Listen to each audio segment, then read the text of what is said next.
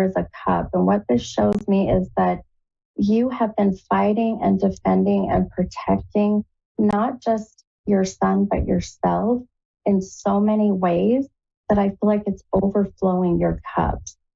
Does that make sense? Absolutely, it does. Yeah, okay. I have done that with my son all my life, and I've defended myself to my mom, and unfortunately, most of my life. Exactly. And now, as I'm feeling your mom stepping in from the other side, but wanting to validate that your son has, been, one that you've had to fight for and defend and protect. Now, some things I do see coming, just to kind of keep this in mind. I'm a firm believer, without a doubt, my friend, of energy.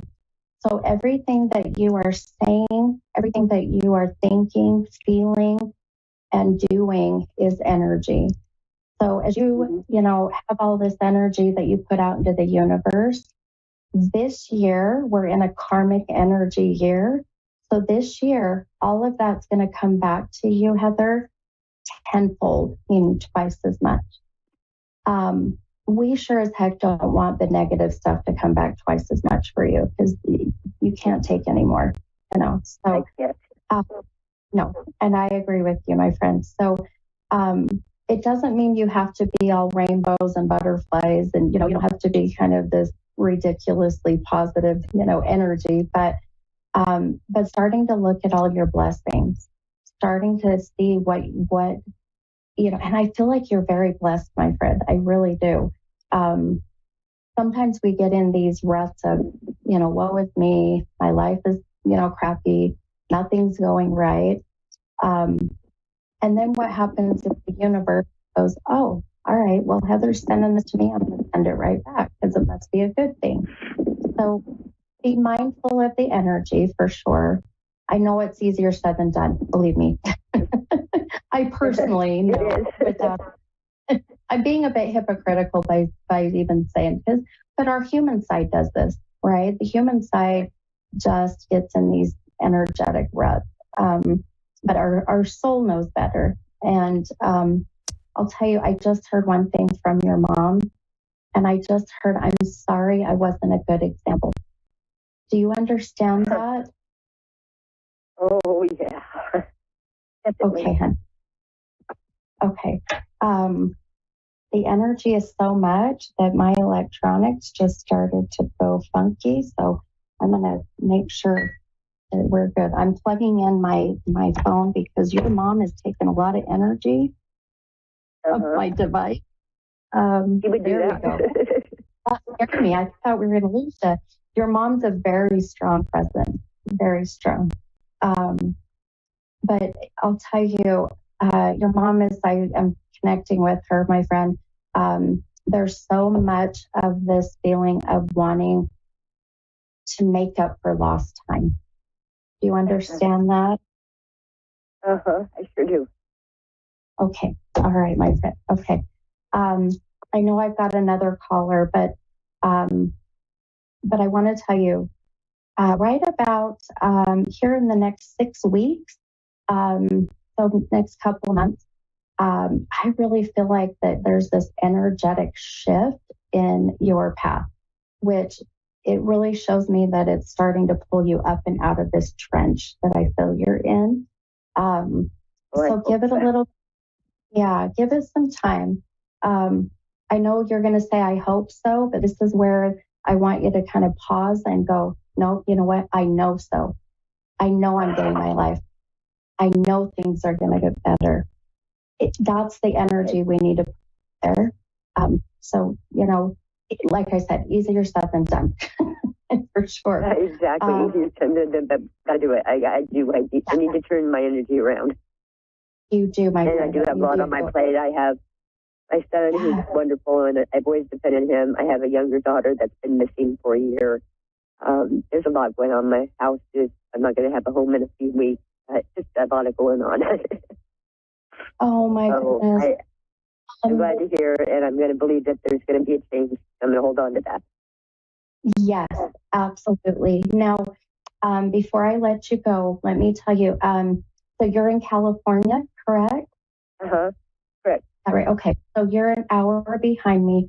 So here at it will be 6:45 your time on my Facebook page, Any Medium. I do free readings for a couple hours.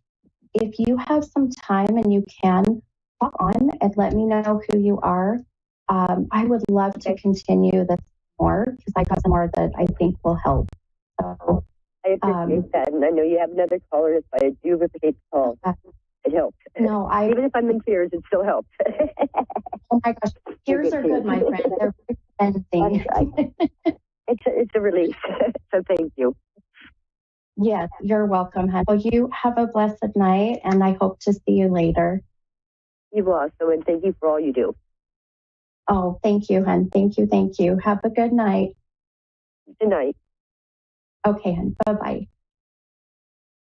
Okay, all right, you guys. We've got time for another caller.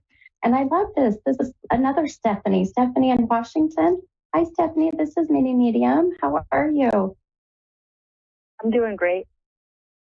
Good, good, good. How can I help you tonight? So I'm just going through a lot of life changes, and I wonder what the spirit has to tell me, and maybe the life give a direction, focus. Sure. Okay. Sure. It seems to be the theme of the night. My last caller was the same thing. We're all kind of feeling a bit lost, per se. And when I say we, I mean we. It's the energy that's out there right now for many people, my friends. So don't feel like that you're alone in this journey because it's out there. Okay, I think I'm gonna pull a couple cards for you. So and just kind of focus for a moment. So if it's quiet, just know I'm still here. Okay.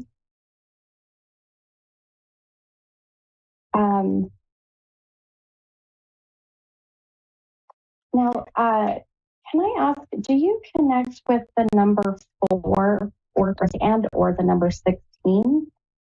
So 4 being the month of April, the fourth of a month, or the 16 fitting the same? No, nothing that I can recall. Okay, that's okay. I'll get these numbers. A lot of times it's from loved ones that have passed. My last caller connected with the number, but I have a feeling the number 16. There's some reason why that's sitting so like right up front for you. So for me, just keep this in mind, hon. This will be like the age of 16, 2016, occasionally January 6th, the 1 and 6. So yeah, just kind of keep that in mind. And when you do connect with that, I feel like a lot of the connection I'm getting, even with that number, is we've got to let this go. It's a sense of just something not serving you in a positive way. Does that make sense?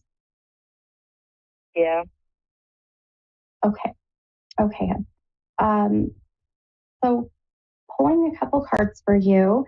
Boy, you also, this is so crazy. My last caller also pulled a sword and a cup, and you also have a sword and a cup. But what does this mean? Well, it means that you, my friend, are going through a bit of a battle, meaning that you are fighting and defending and protecting either yourself, children, family, friends, whatever it may be. And there's such a strong pull to a very, boy, and I'm going to be very honest, and with my readings, I'm very transparent, but you've got a very strong male, but narcissistic male energy. Do you know who this is, hon? Yes, it's the partner that I'm in the process of, I guess, letting go. Yes. Okay. Does that 16 connect with this man? Or the 4, for that matter? No, I mean, no, nothing that rings a bell, to be honest. 4 or 16. Yeah. Yeah, That's okay. It's a little hard to hear you. Is it? I'm so sorry. I'll talk louder too. So I just want you to be mindful of it. And we could be going future where the 16th of this month, oh boy, keep that in mind. I believe that this is connecting to April 16th, the 4th and 16th. So that could very well be the date of where you're going to see some things changing coming here in the next couple weeks, especially with this man. Okay. So just be mindful of that. I really feel that this decision is going to be a good one. I know that's so hard for me to say because I don't like to see relationships not work. But this is such a heavy energy on you, hon. It really is. I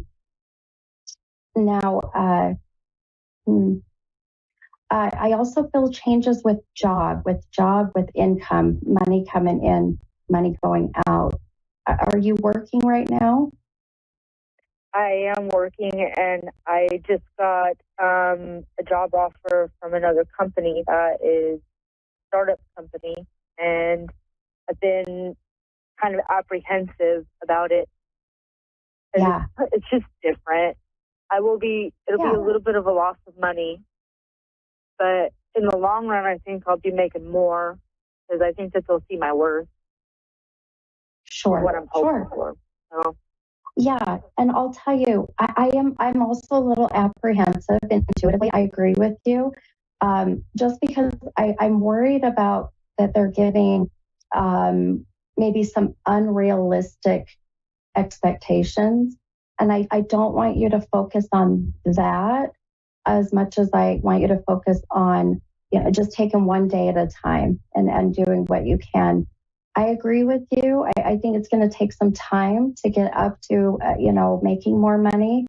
But I like that it's stepping you out of your comfort zone. Does that make sense? Yeah. Yeah. You sure as heck don't like to be uncomfortable, though. You do not like to be vulnerable or stepped out of your comfort zone, my friend. So this is part of your shadow work. So some of the things that you're working on so you can be the best version of yourself. I think it'll be a great move. I don't know if I see it lasting very long, but it'll be great on a resume, if that makes sense. Interesting. Yeah, so just kind of keep that in mind, hon.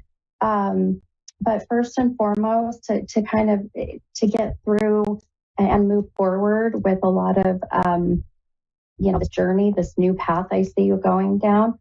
Unfortunately, the heavy male that has to be addressed first. So just be mindful of that, okay? I think he's addressing himself. It's just me resisting. Okay. Yeah. Listen to that beautiful intuition. You have an amazing intuition, by the way. I can feel you just struggle with maybe trusting it. But trust is a very hard thing for you anyways, so that'll be part of your work, part of your shadow work. I've got about a minute left, hon, for my show, but boy, I hope that this helps you. But I'll tell you, give it some time. It's so interesting. By the end of this month, into May, you've got some very substantial changes coming. I just want you to step out of that comfort zone so that you don't miss the opportunity. Okay. All right, my friend. Well, I hope this helped you a little bit, but I'm going to tell you, much better year this year. Just give it some time, some patience for sure. Okay. I understand. I appreciate your time. You're welcome, hun. Have a great night. We'll talk to you later. You too. Okay. Bye-bye. All right. Bye-bye, hun. All right. Beautiful. All right, you guys. So I know we got a little bit of time here, about less than a minute. So just fun things happening. I have an event coming up in a week. So April 13th at a place called Callie's Cafe and Sports Bar in Orem, Utah. And lots of fun new events and fun things happening. So go follow my page, Mini Medium. or also my website is mini-medium.com. And I hope to talk to you guys then. If not, I will see you next week. Bye, guys.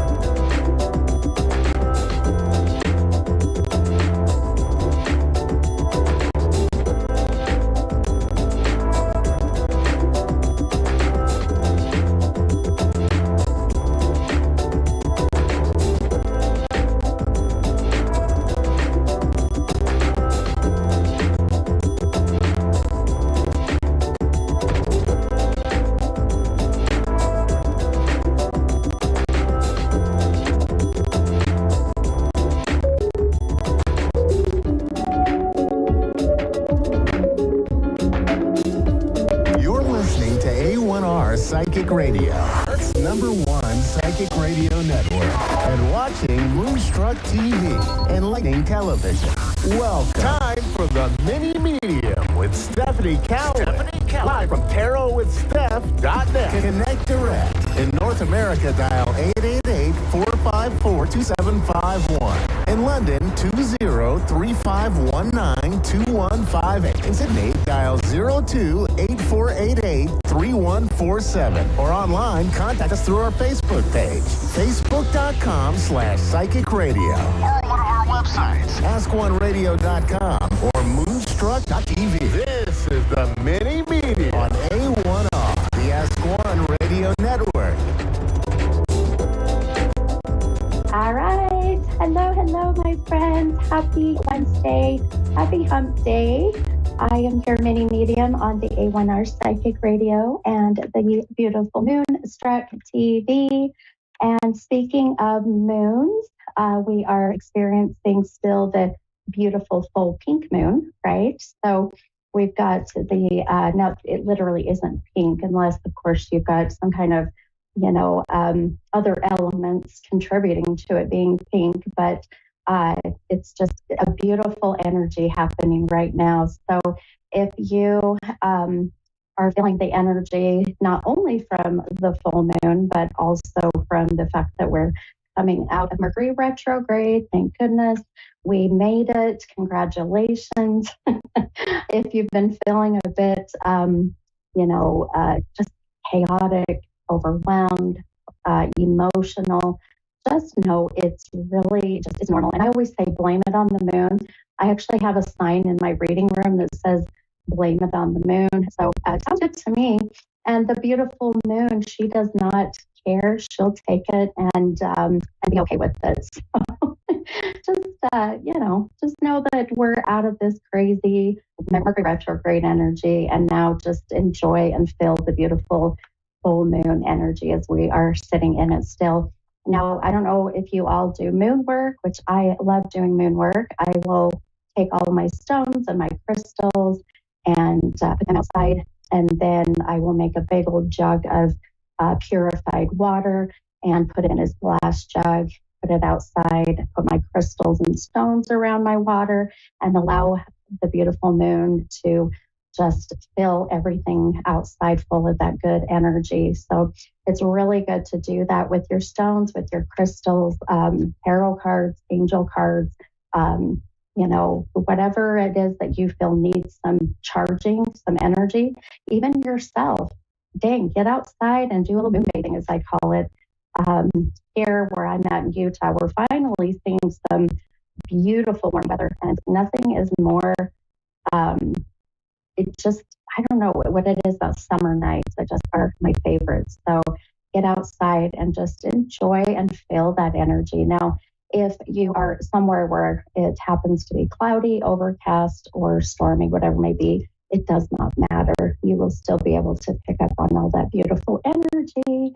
So, I'm going to be putting my stuff out tonight. So pay attention if you follow my Facebook page, Mini Medium, or my Instagram page is Mini Medium 75, or you can go on my website, which is mini-medium.com.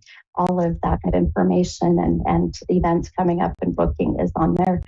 But I need to do some charging. My crystals definitely need it. I need it. So I think I'll be out doing a little moon bathing myself. So as usual, I am going to pull one of our affirmation cards, and I also am going to pull one of my Moonology cards, which is Oracle, and just see what the universe has to say and what message. So whatever comes of the messages from these cards, it is for everybody. I always say the affirmations, the Oracle message, take it with you, soak it up until you live it, breathe it, eat it, drink it, soak it up so you believe it. And apply it to your week. And they're always such beautiful messages. They fit so perfectly. So what I do is I go off of a number that has been coming my way all day. And usually the numbers I get during the day are my guides, are your guides. They are loved ones in spirit. It just depends. So the number that I've been getting today, which is really interesting, I got another fairly large number. And I actually do what's called psychography or automated writing. So if you ever see me kind of to the side here, y'all know what I'm doing. I just started picking up some stuff already. So the number was 717. So 7 and then 17. So then I thought, well, is this the number? Is it July 17th? Is there a significance with that being a birth date or a death date? Sometimes Spirit likes to mess with me because I'm not a fan of math, and 7 plus 17 is 24. So it could be they're wanting to recognize the number 24. So that again, 24 will be the 24th of the month, the age of 24, February 4th, is kind of how it works. Also, we could be in the year 2024, which, I mean, we're already almost in May, so this could be a significance of someone who just passed. So we'll see how that goes. But for now, I'm going to quickly pull the 17th card. You know, actually, no, my guides just said 7, so we're going to do 7. So 3, 4, 5, 7. So we're gonna go with 7. 7's always a good number, right? 7's a lucky number, what I say. And with that, I'm going to pull an oracle card with the number 17. So we'll kind of mix that up and see what these messages are.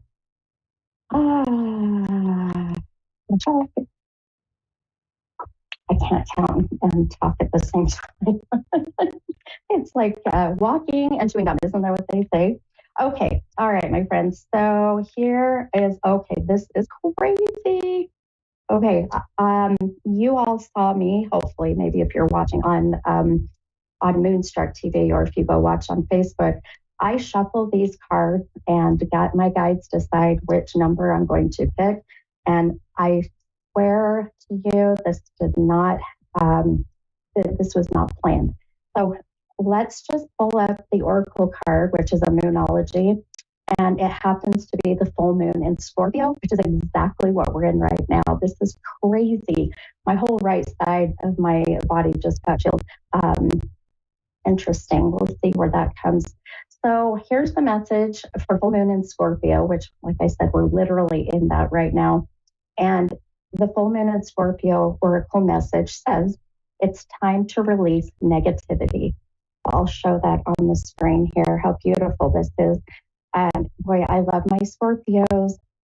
The Scorpios are very passionate. Scorpios are really, they love deeply, but don't mess with a Scorpio, especially with their family or their friends. They're very passionate about that. So, however, it is time. It's time to release any negativity.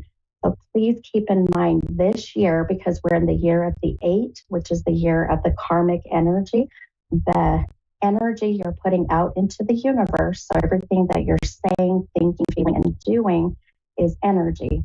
That goes out to the universe. This year, it's going to be coming back tenfold, meaning twice as much, my friends. So let go and release that negativity, the negative energy, whether it's thoughts, feelings, things you're saying outwardly that are not serving you or anyone else. Let it go. And I'll tell you, you'll be so grateful you did, because you don't want any of that negative energy to come back to you twice as much, right? Okay. All right. So now the beautiful affirmation message, this goes to everybody, like I said, says, I am thankful for many things, and my gratitude attracts abundance into my life. I'll read it one more time. I am thankful for many things, and my gratitude attracts abundance into my life. And I tell you guys, I cannot stress enough how important it is to be thankful and grateful for where you are in your life, the people in your life that are serving you in a positive way. Once you can have that energy of gratitude, the universe will bring back to you all that beautiful abundance of just love and light, good health energy. I'll tell you, I've experienced it myself. I've witnessed it. So very passionate about being positive as best as you can, but also being realistic, right? We still need to be realistic with things. But if you get in those negative emotions or mindsets, it's okay. Be present, feel it, then move on and get out of that rut because you don't want to stay there, right?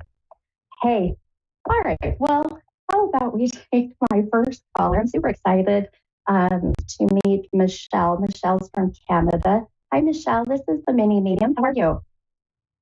Hi, Stephanie. It's nice to meet you. How are you? Yes, I'm doing great, my friend. Good, good. How can I help you tonight? I guess maybe I'm curious what is coming for love. Ooh, I love love. I love it. Well, perfect. Let me see.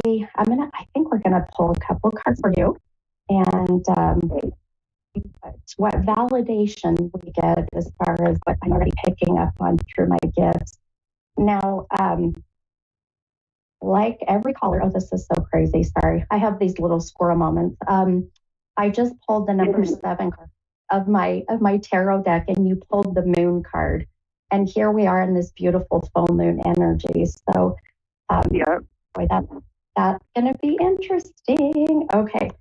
So, as I was saying, when I meet with my callers or when I do my free readings after my podcast, I always end up channeling someone's loved one who's passed or connecting with you in a personal way. And the way I do that is through numbers. So very quickly, do you connect with the number 7 or 17 or possibly 24? Do any of those numbers resonate with you?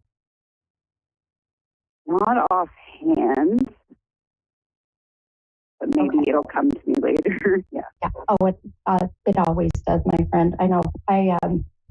When I have my readings, my clients say, "Gosh, it doesn't make sense," and then they message me later, and they're like, "Oh my gosh, Stephanie, I just realized that number. That's my mom's birthday, or that's my birthday." Yeah. It's so funny. So just keep in mind the 7 will be July. The 17th of a month will be 17. 7 will be the 7th of a month. 24, I actually feel like, Michelle, that 24 is connecting to you, which 24 will be the 24th of a month for this year, really, this year of 2024. So just keep that in mind as we go through your reading here. Now, I pulled your 2 cards, and like I said, you pulled this moon card, and I'll show it on my live here so that you can go back and watch on Moonstruck TV or Facebook. And then you pulled this beautiful 7 of Wands, which ironically, the number 7. Well, you need to go to the casino, my friend. You've got a lot of 7. I think it's beautiful. Okay, so talking about your love life really quickly here, a couple of things I am getting. You're such this beautiful giving energy. And I don't obviously want to see you change that. However, I'm worried about how significant others or potential significant others take advantage of that with you. And I worry about that just because you love so unconditionally to the point where you may be forgiving of things that maybe you shouldn't be so forgiving with. Does that make sense? Yes, lots of lessons learned over the years for sure. Yes, ma'am. Yes, absolutely. So now, if I even just looking at your cards, this 7 of Wands card. So a wand in tarot is like having this beautiful fairy godmother wand, and you wave it, and you get what you want, when you want, and how you want it. It's amazing. However, you do need to be careful what you wish for. So as I see that meshing with the moon card, which the moon card is the feminine, because the moon is feminine energy. And it is about balancing the good and the bad. It's about really making sure you pay attention to the lessons that you've, learned through your years. So now, okay. Uh, were you married before, may I ask, and then divorced? No, just common law. Okay, okay, and I'll pick up on that too. Okay, perfect. Okay. Now, how many years is common law for where you lived? Is it 7? No, I think it was around 5 with my first one, and then Is that shorter term after that. Yeah. okay? Gotcha. Okay. Here in Utah, they used to have common law marriage. It would be 7 years. So I'm going to tell you that 7 is so prominent in my vision. So I want you to be mindful of about July as we go into the rest of this year. Boy, I feel like this connection with someone, as far as love goes, it really is someone you already know. And here's where I want you to be mindful of that connection because I like this person. I like what I'm saying. The connection it'll be like a friendship that just ends up being more as you move along. Boy, I kind of feel like it's already starting. Are you dating someone right now? Not yet, but I'm definitely got my feelers out there again. And Yes. I feel myself. Yeah, I'm ready. Yeah. I'm really ready now. Finally. Oh, I love that. I feel like you're absolutely, and what I love, what I'm seeing is um, the energy that you're putting out there. You're vibrating at such a high level that you really will attract the opposite, person. Now, may I ask, are you attracted to men? Is this a man that you're attracted to? Yes. Okay. I just have to always ask. So when you are out there and you've got your feelers out there, I love that you said that, your high vibration is going to be like a pheromone to other men, to these men. And you, without a doubt, my friend, you're going to attract the person, as I call him, your person, that is just going to match with you beautifully. And that's really where the wand comes in of you finally going, you know what, I'm gonna get what I want, when I want, and how I want. And so don't, like I was saying earlier, don't be so forgiving of things that you just would not be okay with. Being, let's say you don't want a smoker, just kind of an example. And then you meet someone and he's a smoker. Yeah, that's something I probably wouldn't overlook, but I also would be a little bit forgiving with that because they can obviously quit smoking. But if there's other things that just, don't give in to any other priorities. Now, That makes sense. I'm going to tell you, Jill, I'm so excited for July. Like, July is such a good month for you.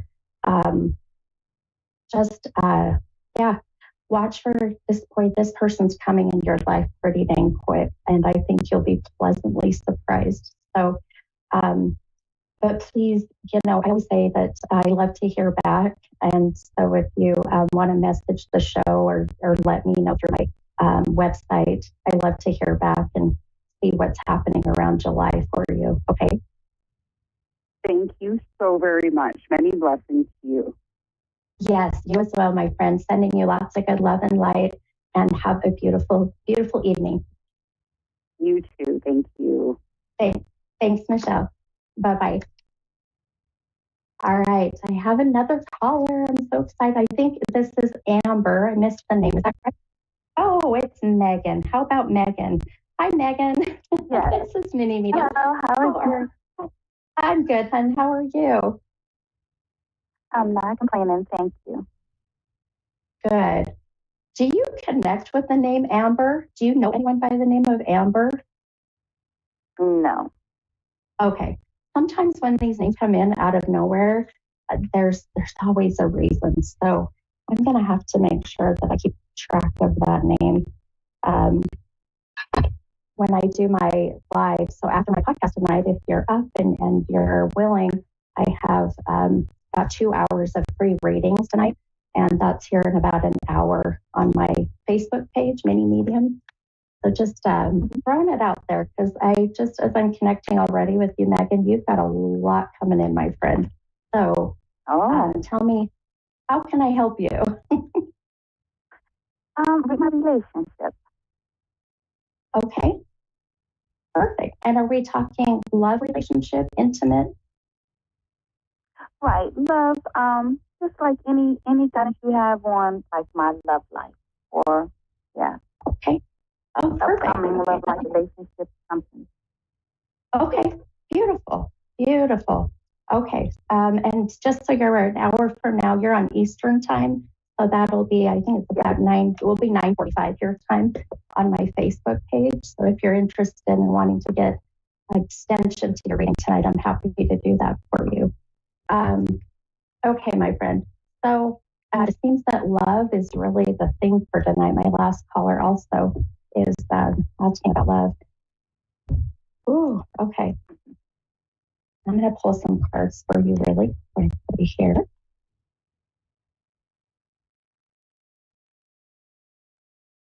Okay. Boy. All right, my friend. If you are in a relationship right now or dating, I'll tell you, I'm just not seeing it or feeling it. So, are you in a relationship? Are you dating at the moment? Trying to break up. Well, I did break up. I'm trying to decide if I should keep it that way. Gotcha. Okay. Perfect. Okay, so that would validate where I'm not seeing a connection at the moment where the breakup just happened. Now, the cards I pulled for you, one is this Ace of Pentacles, the other is this Ace of Swords. So you literally pulled two cards that represent the beginning of a new journey, the beginning of change. And one of the things that I can't get out of my head with you, without a doubt, is finally, it's been a long time since you've done this, but it's time, my friend, to put yourself first. It's time for you to be the priority. And I really feel that these changes that are coming, these new paths, these new journeys, it's scary for you. You know, there's such a fear of change. There's such a fear of, even connecting with a new person. And it goes back to even the fear of, gosh, now I got to go back into the dating scene, or, I don't want to put on a facade. I just want to be myself. And I see that coming for you. I see this whole new path. My biggest barrier that I see for you is literally, my friend, it's fear.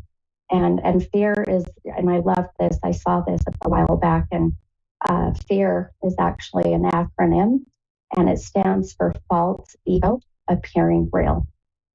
So when the ego gets in the way, which I mean by ego, it's not like the macho ego. This is your ego of, oh gosh, who's gonna want to date me now? I'm older now, or how are these, significant or possible significant others going to be able to accept my quote unquote baggage, which I hate that word, by the way, because you don't have baggage. I always say you have accessories. You bring into the relationship accessories. But I feel you're in this moment of needing to have new change. And I just don't want you to go back to old ways. Does that make sense? Yeah. Okay. One of the things I do see coming is really, is this, and is this a man that you just broke up with? Yeah. Okay. I just want you to be aware that you're going to be needing to pull out what I call your swords, and not literal swords. Don't be pulling out any real swords. No real swords, Megan. But pulling out these imaginary swords of protection, of really needing to protect and defend what you're wanting to have in your life, what you're passionate about, your wants, your needs. And with this relationship that just broke up, I really feel that you're going to need to do that, especially because there's going to be such a, how do I put this? There's going to be such a need coming from him to want to bring you back into his life. But I really hope that you pull these words out per se and just say, I need a break. I need some change. Because I do feel you gave so much to this relationship, but didn't necessarily get back the same amount in return. Do you understand that? Yeah. Okay. Wait, can I ask, do you have a mother in spirit? Have you lost I do. mom? Yeah, your mom is here. Your mom just stepped in. That was so amazing. I just felt your mom come in. And when I mentioned about you standing up for yourself and you putting yourself first, I just heard your mom say, yes, she struggles with that. And she says that she feels that you kind of learned that from her, just giving to the man or giving to others so much that it can be a bit draining. Boy, your mom's a strong energy, my friend. Ooh, her soul just stepped in pretty strong. So let me ask you. I got about 90 seconds. That is my producer's telling me here. Do you connect with the number 7 or the number 17 with you and or mom? My birthday is in July, so 7. Perfect. Mm-hmm. Perfect. Okay, your mom's been with me almost all day today because I kept seeing the number 7 and 17. So, gosh, I've only got a minute, hun. So, if you are up tonight here, like I said, and it's about an hour and 15 minutes. I believe it'll be about 9:45 on the East Coast. I will be doing free readings for about 2 hours on my Facebook page, and that's Mini Medium. If you're up and you're willing, hop on. Let me know who you are. I would love to continue the message from your mom. Okay, thank you so much. Okay, you're so welcome. Thank you for calling. Have a beautiful night. You too. Bye-bye. Bye-bye. Okay. All right, my friends. Gosh, these go by so fast. So I am excited for next week. The energy's been amazing. Go and hop on my Facebook page, Mini Medium. I'll be doing free readings for a couple hours, and I can't wait to see you guys next week. Hey, bye, guys.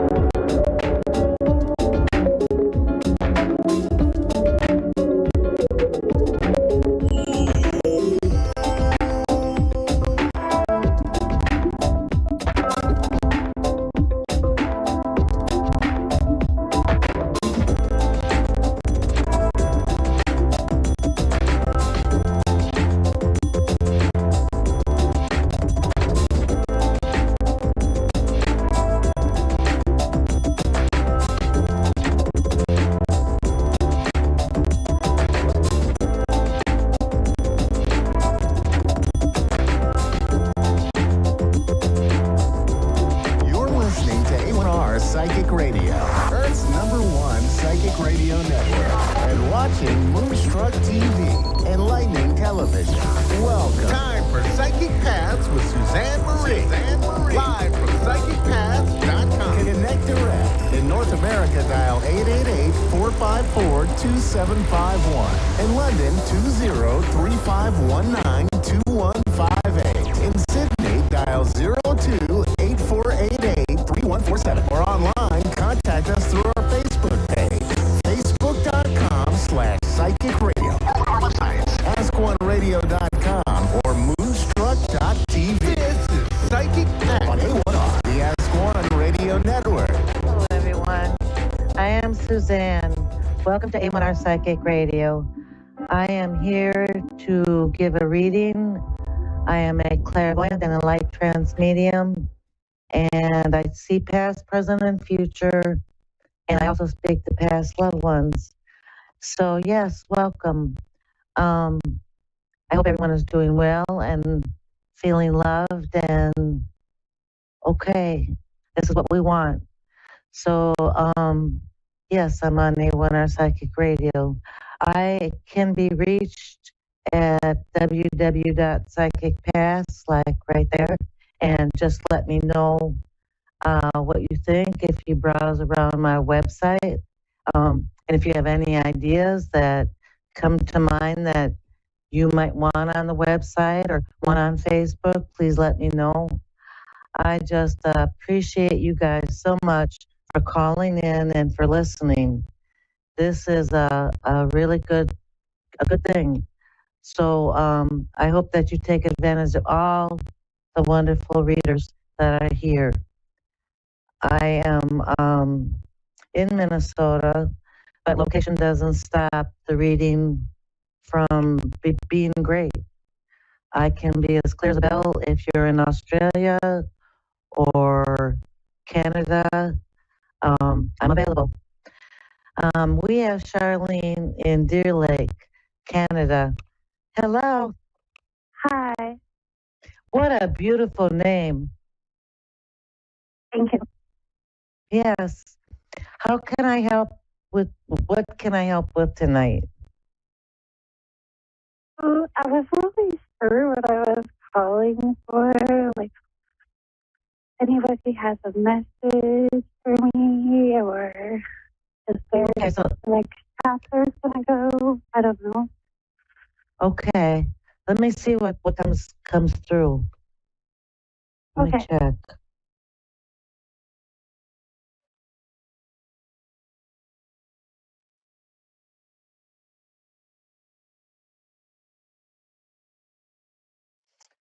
There is a gentleman that is trying to come through. He doesn't seem like an old person. Oh, He feels like maybe at the most 50s. okay.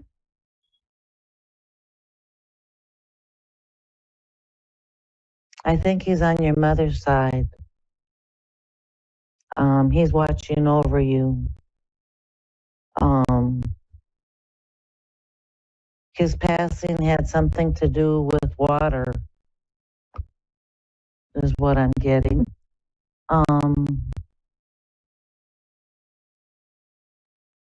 He's coming in so that you can ask your mother. His message to you is that he's always watching over you, but I think he's a friend of your mother's. Okay. Also, I feel like you're a very positive person, but I feel like with your attitude, you have a really good, optimistical attitude. But I do feel like you're going through some trials and tribulations or some questions.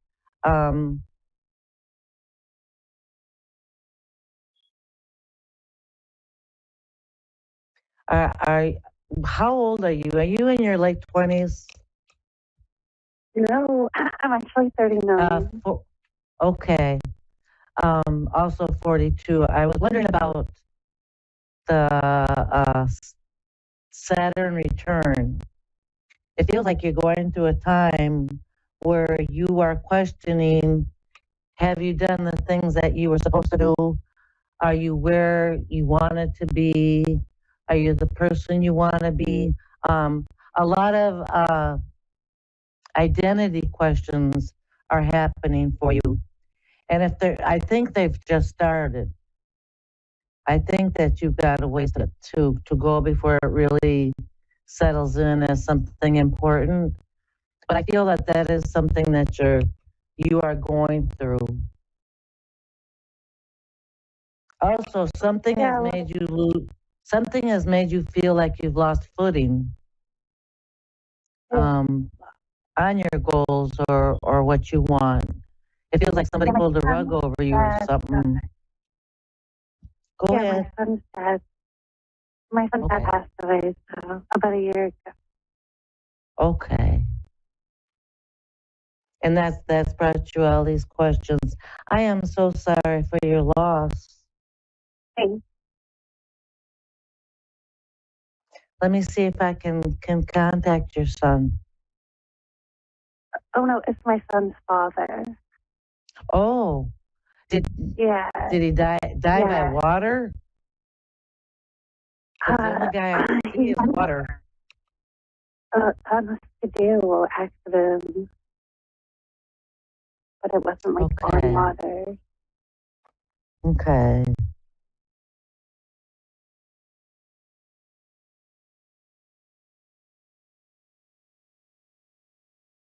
I'm not getting the message. I'm not getting the message from him, and I'm not sure why.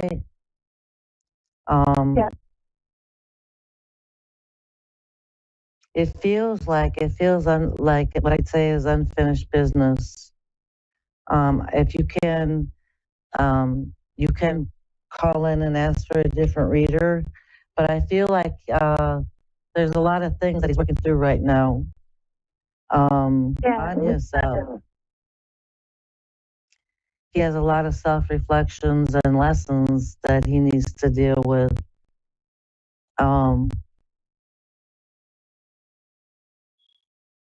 And that's what I think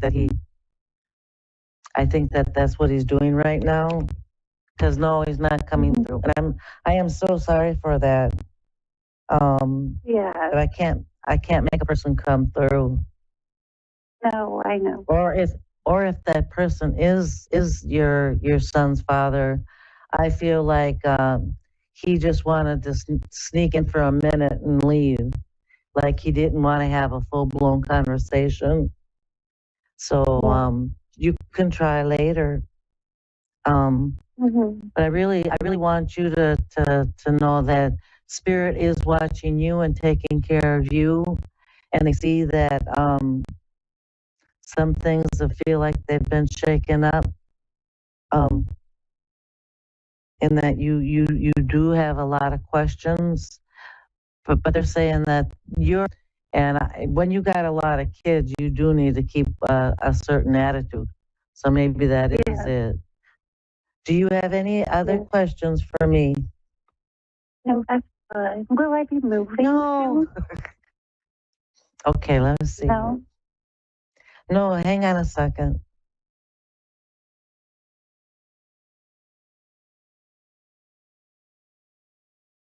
Do you have a place in mind?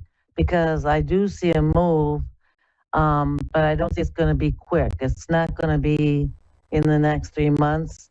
Maybe 6 months to a year, I see a move. And I do see a big move. It's a big move. But it's somewhere you want. It's definitely somewhere you want to be. And Spirit is telling me that where you live now, you don't quite like the energy. You don't like the energy of where you are. Are you affected about your surroundings? Yeah. Because they're saying you want to move, and that where you are now is not. It's not positive. It's not a positive place. So Spirit does understand, and you will be moving, and it is a place that you want. It's not like you have to move there. It's somewhere that you really like. And the energy will be better. And I think you'll be a lot happier there. Okay.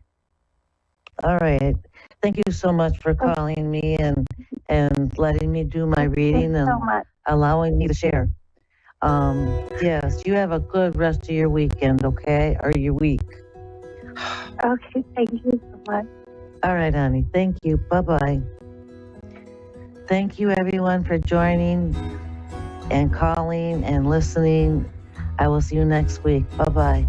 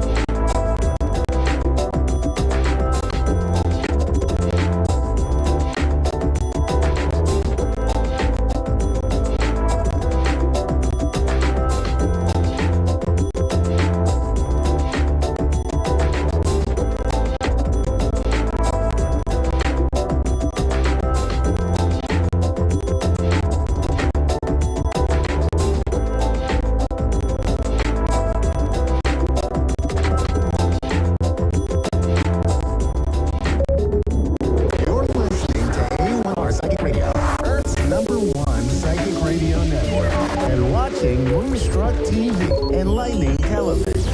Well, time for Lavender Moon Healing with Bree Patak. Live from linktr.ee/Lavender Moon Healing. Connect direct. In North America, dial 888-454-2751. In London, 20-3519-2158. In Sydney, dial 02-8488-3147. Or online, contact us through our Facebook page, facebook.com/psychic radio. Or one of our websites, askoneradio.com or moonstruck.tv. This is Lavender Moon Heal on A1R, the S1 Radio Network. Hi, welcome. My name is Bree. I am Lavender Moon Healing, and I am honored to be here this evening. I am super excited, and I am grateful for all of those who are joining me and sharing their energy with me. And I couldn't be more excited. So a little bit about me. I am a psychic medium, Reiki master practitioner.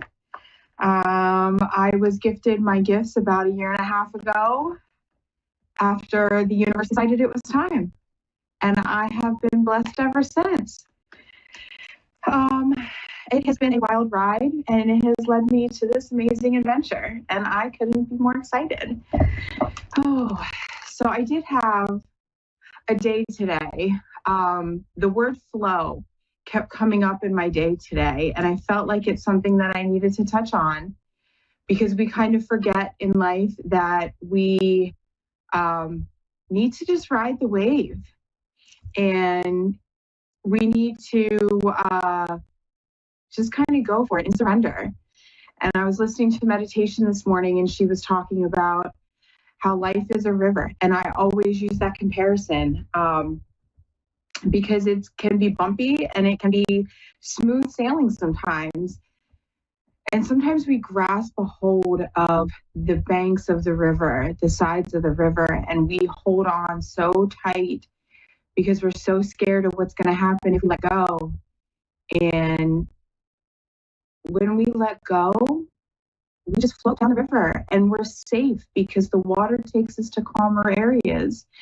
And I think sometimes in life, that's what we have to do. We have to just close our eyes, take a deep breath, and let go and surrender to the river. And it's been something that has come up in my life a lot. And I know that there are several people around me who have experienced that and are struggling to let go. It is very hard to let the universe know that you are ready. Oh, awesome. We have our first caller, and I'm super excited. We have Rosalind from Richmond, Virginia, and I am super excited. Welcome.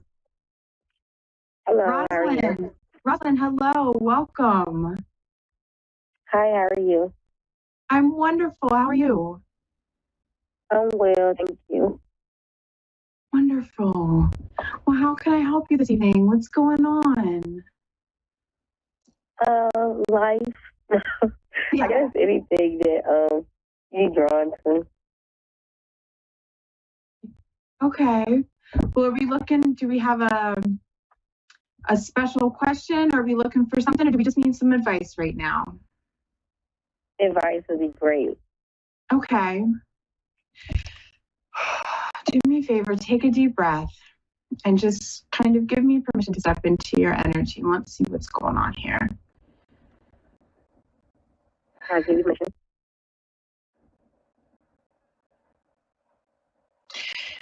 permission.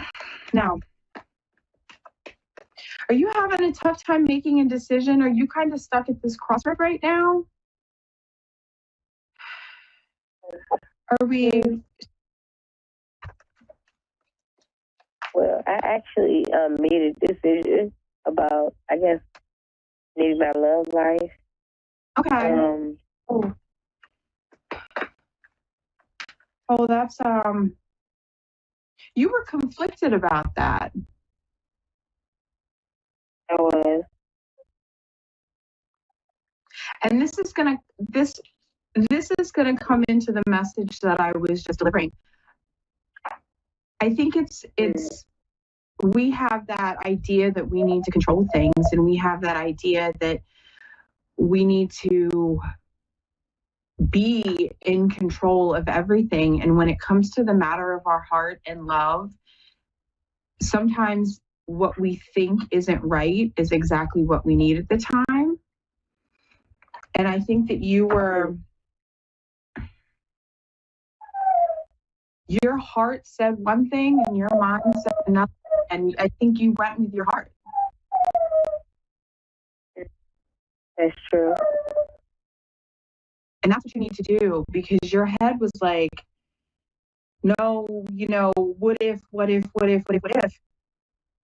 But your heart said, let me love. And that's a beautiful thing. So you should feel comfortable in your decision, following your heart, where your heart is leading you to go. I think that this partner that you've chosen or not chosen, whatever your decision was that you followed, is gonna lead you to joy. It's gonna give you a sense of comfort, a sense of youthfulness.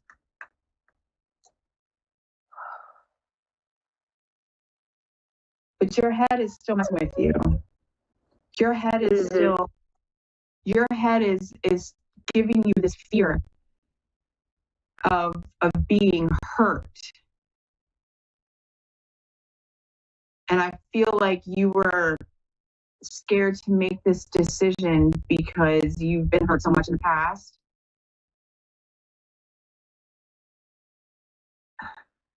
Has this person hurt you before? Was this why? Yeah. Okay, I was going to say there's like rational feelings coming in, like no, this is going to happen again. But if you in your heart know that this is where you're supposed to be, then that's where you stick with. That's where you follow your heart. Your heart is going to lead you to what is giving you joy. And now the other thing to do is follow your intuition. If you know in your heart that this is the right thing, our intuition is a strong tool. It's a guide that I think we forget to use.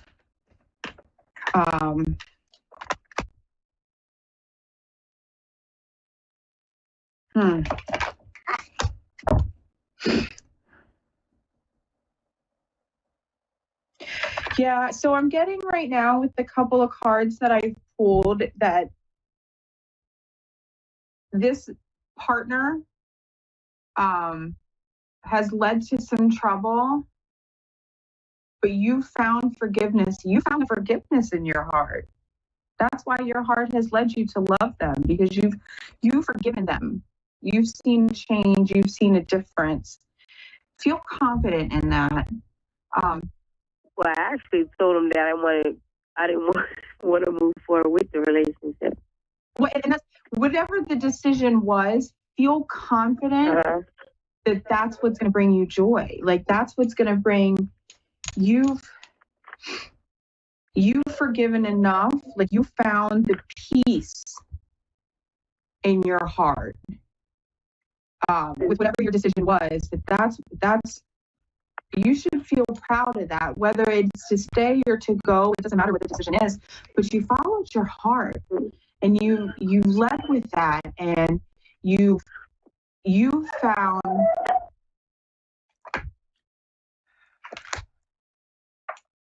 found a way to kind of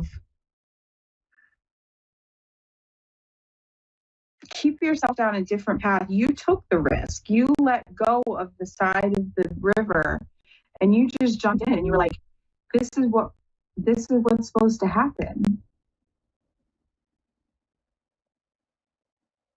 Feel confident with that. Like, don't second guess yourself. And I think that's where this need for advice is coming in, because you're broken. Like, it still makes you sad and it still hurts. Yeah, that's true. And that's what's tearing you up, because part of you is like, that's where your brain comes in. Part of you is like, no, we're hurting. But your heart is like, I'm healing, and I need to continue to heal. And I found something that's going to make me feel better. So don't allow those thoughts that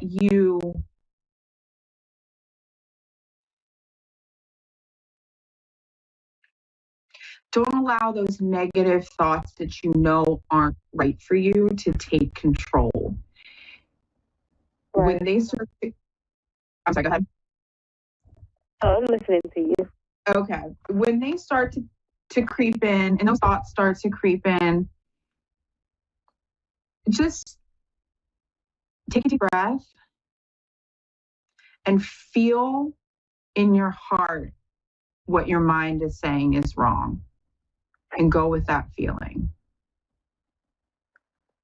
Like the healing is the pain is gonna heal, and it's going to go away, and you're going to be stronger for it. So everything, I'm a firm believer that everything in life happens for a reason, and everything is a lesson to prepare us for the next phase of our life. And one of my biggest sayings, one of my biggest beliefs, one of my biggest pieces of advice that I can offer to anybody is the pain is temporary, but it was a lesson. So instead of looking at why am I hurting? Why did this happen? Take a step back and look at it from a different perspective and say, what lesson did I learn in this? What can I do to prevent me from hurting like this again? You found the strength to make a major decision in your life and feel proud of that. That makes you a strong, beautiful woman. And to be able to put your foot down and make a stance, learn from that, gain from that strength, multiply that, magnify that, and continue to live your life with that strength when making other decisions. Okay. Yes, ma'am. Okay. Well, I hope that helped you a little bit. Yes, I appreciate it. Okay. Well, my time is running up. Rosalind, thank you so much for being my very first caller, and thank you for joining me tonight. I do hope that you find peace in your decision and find some strength in your decision as well. And I wish you the very, absolutely. Thank you for allowing me in your energy, and I really hope that you have a wonderful evening.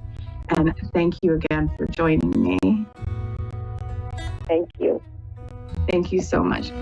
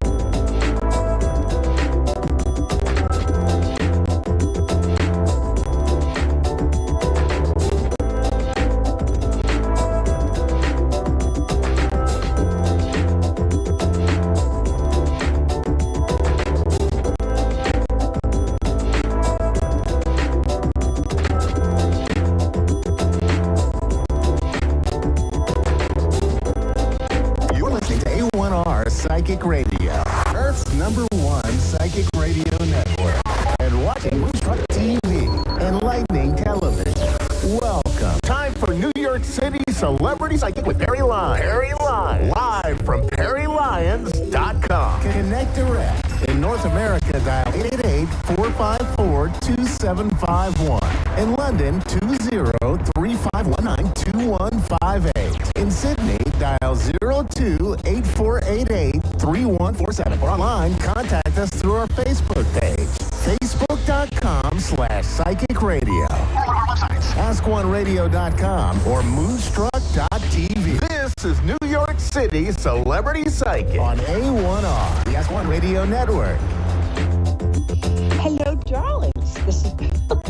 This is Perry Lyons, New York City Celebrity Psychic. Whether that means New York City is a celebrity, I'm a celebrity, I work with celebrities, I have no idea what it means, but it sounds good, and it got you here. So I'm happy you're here. And welcome, my cherished ducklings. I am Perry Lyons, and you're you, which is the best thing for you to be. And there's a Scorpio full moon tonight. Ooh. I think we all know that Scorpio is an intense, fascinating, but an intense sign. And it seems to be a very bright full moon. Anyway, so what that would mean, because the moon apparently has a lot to do with our emotions. I know my dad, when he was an emergency room doctor, used to report that full moons really do make people crazier and more accident prone. So stay inside, pop a Xanax every half hour. No, I'm just kidding. But do some deep breathing and everything will be fine. It's a really good time to connect intimately with anybody that you can connect intimately with that won't get you in trouble for. Does that make sense? Just be careful. I've been watching a lot of Dateline. I don't think I'll ever date again. Man, love triangles. They're dangerous. Okay, so I am sitting here staring at my phone like a lovesick teenager waiting for you to call. And we're going to start out with the psychic weather, psychic tarot weather. Woohoo! Even better. And the psychic tarot weather, it's just like real weather, except, say it with me, less damaging to crops. I knew you could. And so the way this works, and this applies to you if you're listening or watching, or just happen to be passing through the room while somebody else is listening or watching, it still applies to you. You can't escape that. Sorry, evil laugh, unnecessary. Okay, so the first card, this is how this works, excuse me. The first card has to do with the beginning of the week, which is today, tomorrow. Oh, I just dropped one of them. Oh, God, I'm a ninny. Hold on. Sorry, back now. So it's the first part of the week starting today. The second card is the second part of the week. I think you're catching on. The third card is the third part of the week. Yes, ending next Wednesday. Hooray, when I'll be back on A1R Radio and Moonstruck TV live at 9 p.m. Eastern Standard Time. Whew, that was easy. Okay, so the first card is interesting. And I will say, this card, it's the Five of Wands. And you'll notice that they're fighting with big flowering sticks, which is different from fighting with swords because you can't really chop somebody's head off. You can't fatally wound somebody with, well, that's not true. You can fatally wound somebody with a stick, but for the purposes of argument, let's just say that you're fighting with flowering wands. This is like office politics. It's like maybe infighting. All of my clients right now are going through like really weird sort of office politics craziness. Tina, Melbourne. Oh, I love Melbourne. It's the New York of Australia. I used to live in Australia. I'll be with you in a couple of minutes as soon as I finish the psychic tarot weather. Okay, as I was saying, and I can't wait, Tina. All right. As I was saying, so this has to do with office politics, or maybe this is sort of a squabbling card. It's not necessarily a fighting like to kill card. That's what I mean by the sticks. But it's not fun. And usually when 5 comes up in tarot, 5 numerologically, is not a comfortable number. It's kind of like it's like where the bone breaks to grow back stronger later. But, not literally, you're not going to get a bone broken. But in short, if you're squabbling with people in your family or at home, or at work, some sort of community this week, don't be surprised. It'll get better soon, I promise. Ooh, I love doing that. So much fun. You like my new backdrop? It's an old master painting. Woohoo! Okay, it's a backdrop, but it could be an old master painting. If somebody would send me one, feel free. All right, this next card is interesting. I'm using a very old, very fancy deck. I don't know if you can see this. It is a bunch of angels, and they are blowing their horn, and a bunch of people who look like they're in the middle of taking a bath are getting out of the bath for reasons that are a little hard to understand. This is the judgment card. In the normal deck, the Rider-Waite deck, there is usually an angel who looks like a 70s teen idol, blowing what seems to be a French horn with a Canadian flag attached to it, while blue people are rising from their graves. That makes no sense either. But this is essentially what this is about is old issues coming back up to be healed. And here's the thing. We all have blind spots. We all have issues that just keep cropping up in our lives over and over again. And we're like, why does this happen? Why do I keep dating people named Alfred who turn out to secretly be llamas? Okay, maybe not that one. But enough about my personal life. And llamas are great, don't get me wrong. Or it might be that you get the same issues cropping up in your review at work, and you're like, why are these people saying that I date llamas? No, wait. Why are these people saying that I have this issue over and over again? I don't have that issue. You don't have to growl. But so this is a time when you can actually take a little time and maybe look at one of the issues that's following you around like a faithful puppy dog, and look it straight in the eye and say, issue, are you a problem? And the issue will say, I think I am. And you can fix it. So long story short, and by the time somebody says that, it's usually too late. Long story short, it is a time when you can do a lot of very fast, very effective self-development work. Because the next card you're going to enjoy. It's the luxury card. Woohoo! It's the Four of Pentacles. So this is a kind of a rare German deck. So for some reason, it's looking like a sort of purple and blue spiral. This could be about actual luxury. But what it, for me, is really about, let's take a moment and look at the concept of luxury. What luxury really is, like the reason Vuitton bags got and remained popular is because they're really well made and they last forever. Feel free for you to send me 2 of them. I like the ones with the gold. Anyway, that's Perry Lyons, CO, Moonstruck TV. So real luxury is something that does its job perfectly all the way through. You can trust it. The form and the content match. The reason people like Mercedes-Benz cars is they're really comfy and they drive really well. I'll take one of those 2. So you might be raising your standards for what you accept in your life. You might be actually receiving some sort of luxurious present. I'm not going to put that off the table because that sounds like fun. But it's more about taking stewardship of the beauty and kind of quality of things, even people in your life. I don't suggest cutting people in half to see if they're well made. Trust me, it doesn't work. But the luxury card, and I will be right back with you, Tina. The luxury card is a really interesting card. And the best way to use it this week is to either buy yourself something really beautiful and well made, or go around your home and look at the things you have that you love, maybe heirlooms or beautiful things. Take a moment and kind of appreciate them and be with them. Okay. Tina, are you still there? And am I saying your name right? Yeah, I'm here. Darling? I'm here. Hello, baby. How are you? Okay. I love Melbourne. I love Melbourne. I love Australians. Oz is awesome. Everything there is 13% bigger, brighter, more colorful, and weirder than it is in America. I love that. Okay, so I like to connect to people through their birthdays. So when is your birthday, my angel?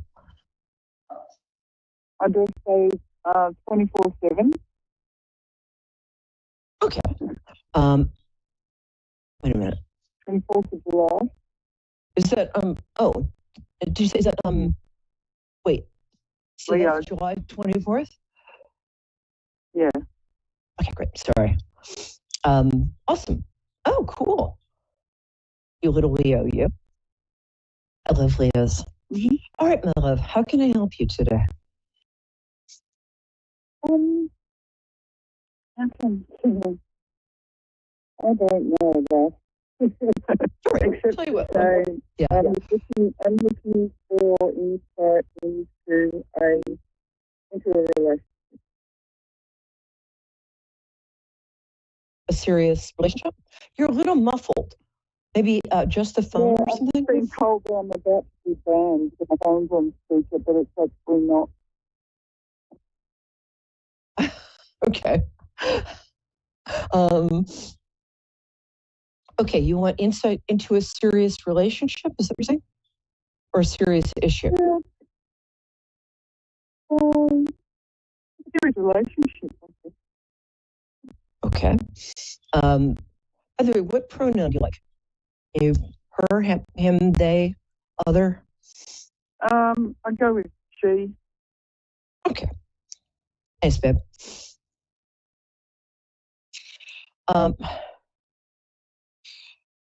Is this serious relationship, is there, I don't want to get too specific, but is there kind of a complication to this?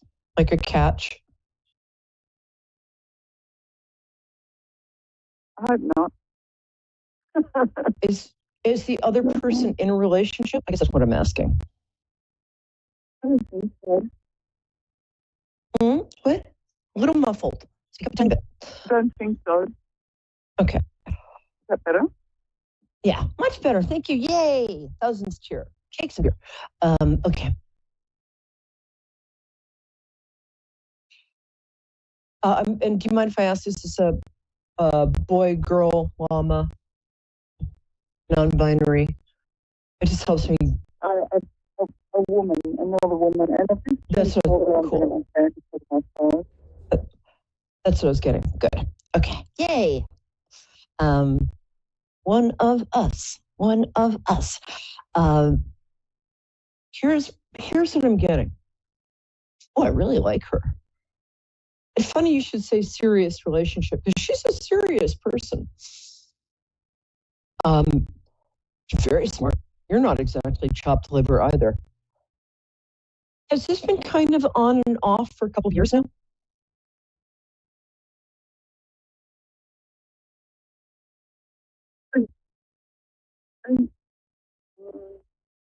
Can't hear you. I'm sorry, love. Is that a yes? Okay. Okay. While we're waiting for Tina to come back, I just want to state that we're LGBTQ friendly here.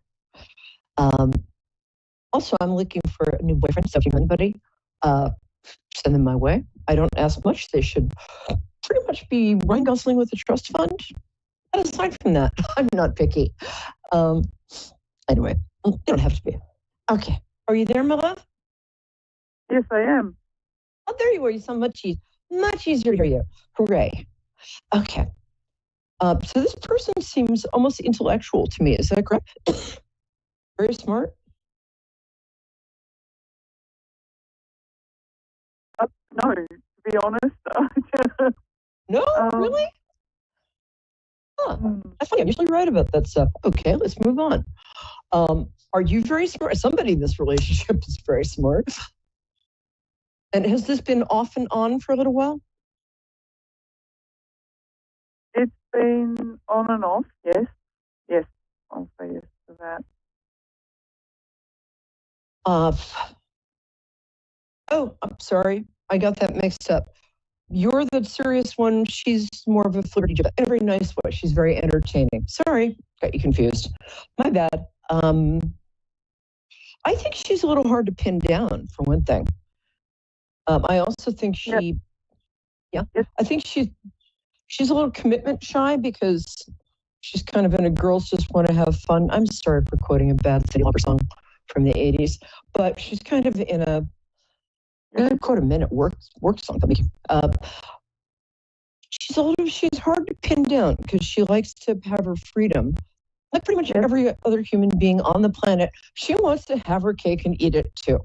She wants the commitment from you and the stability that you have for her. But she doesn't necessarily want to make any kind of huge commitment that would inconvenience her anyway. So I don't see that changing. Might change. I think.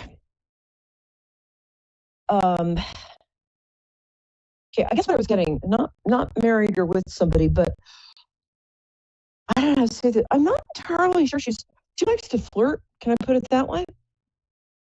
Bit of a flirt, which would drive me bonkers if I were you. But that's also, she's very charming, kind of sparkly.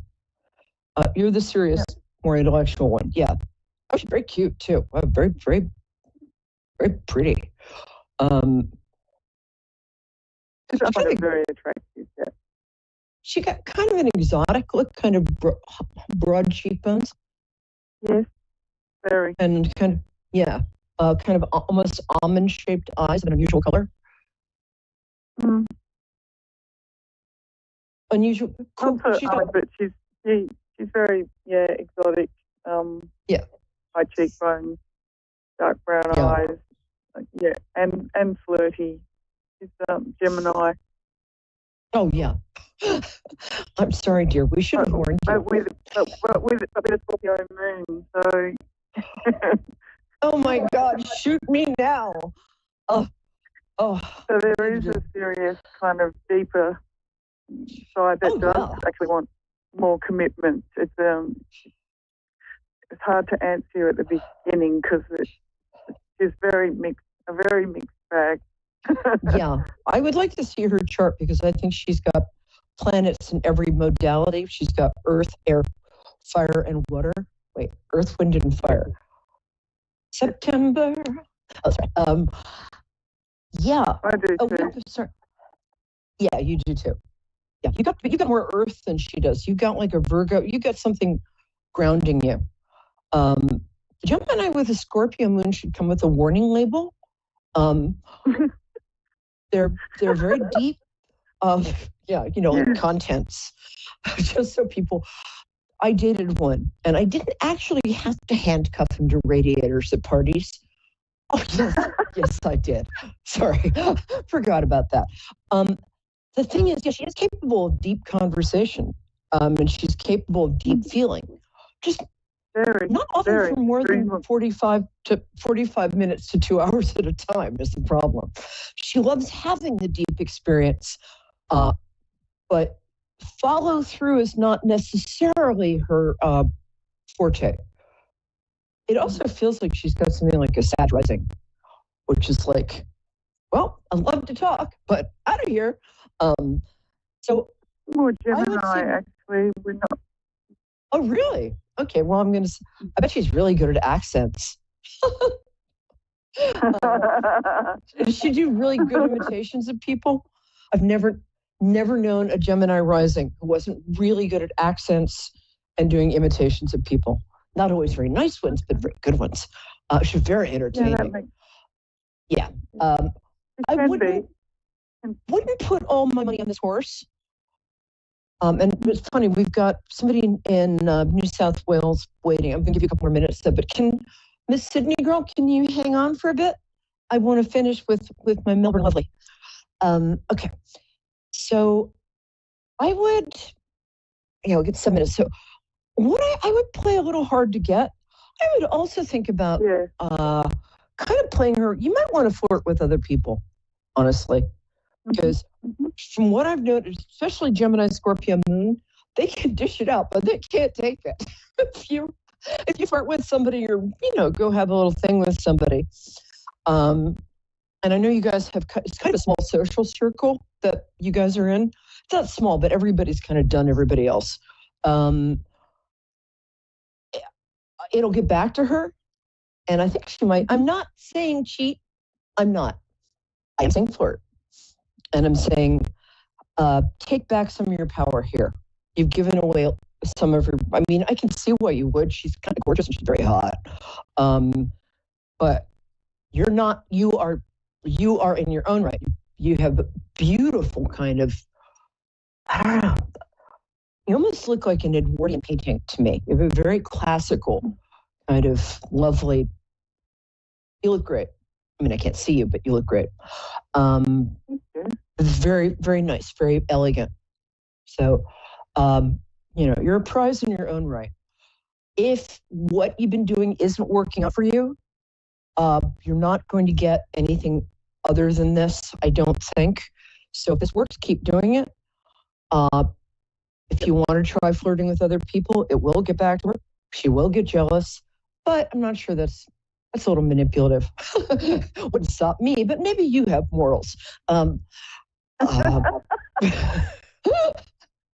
I know what you're saying, because I do. I've got Venus in Gemini, so that's the Gemini connection between us. And I am quite, the social butterfly when I go out, and I'm not about to change that because I'm supposed to be with. I just like to connect with other people and have fun and play a bit, Sure. Well, keep doing that because I know I have scruples. Mine belong to somebody else. I'm going to have to jump off because I want to get to Amy before we close. You've been adorable. I really like you. When I'm in Australia, I'll come look you up. All right, sweetie, take care. All right, be good.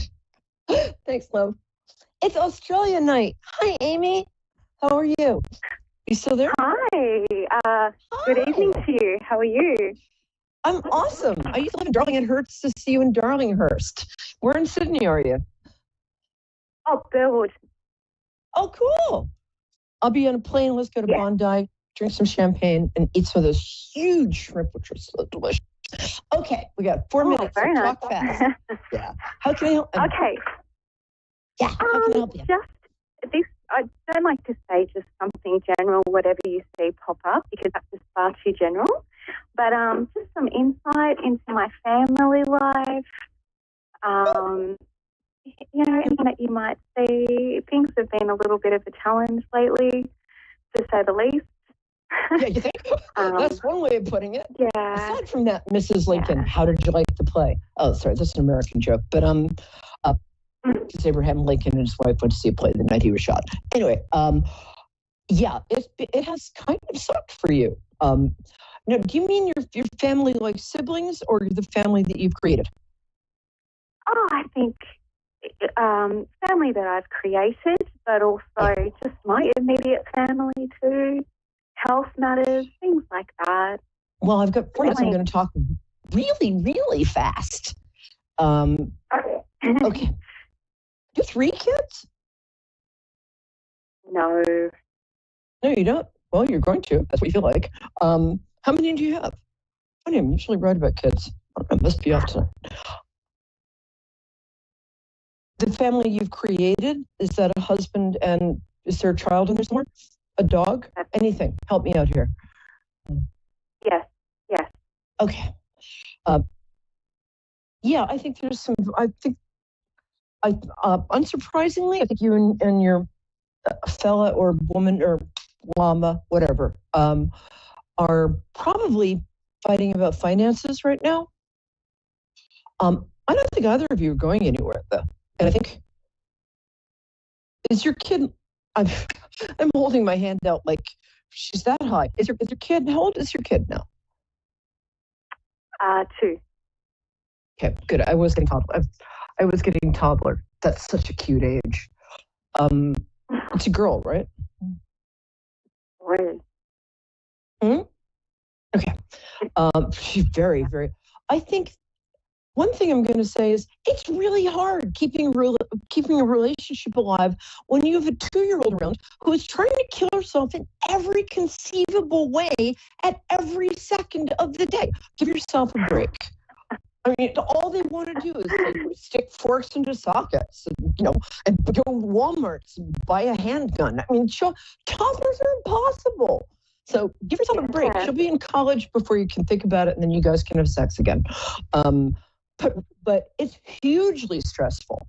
She has. She's not special needs. She's kind of the opposite. But she has special needs in that is a bright kid. That is a gifted kid. So I think what would really help you right now is do you paint or do anything creative? I feel like you've got a lot of creativity in there. Yeah. Yeah. Okay. Here's what I would do. Get some non-toxic paints while you're hanging out with the kid. Do some painting while you're hanging out with the kid. Do something creative because you need to bring your energy back in, and you are made of creative. I can't say it. Rewind. Creativity. You're made of creativity. The best thing you can do right now is kind of ignore your husband. He'll be back. You guys are not breaking up anytime soon. I've got 60 seconds. We're going to talk really fast because I'm a New Yorker. I love your kid. Probably going to have at least one other kid, I think, too. Next one's going to be a boy. That'll make him happy because men are all secretly sexist and want boys. But your daughter has him wrapped around her finger. I love your kid. So concentrate on yourself. You. Also, if you can switch jobs soon, because it seems like your job is giving you the jip. If you can make more money and have less stress doing something else, get the hell out of there. So it's not good. They don't appreciate you. Leave. Maybe not at this moment, but make sure you have another job first, maybe. But I think you'll be okay. All right. Did that help? I'm sorry that was so fast. Call me next week and we'll do a new day. Yeah. Did really well. Oh, good. I love your anything like that.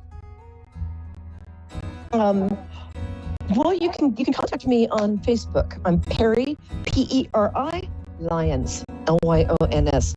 All right, darling, I gotta go. I just adore you. I love my colors, and that color looks great on you. All right, talk to you soon. Bye.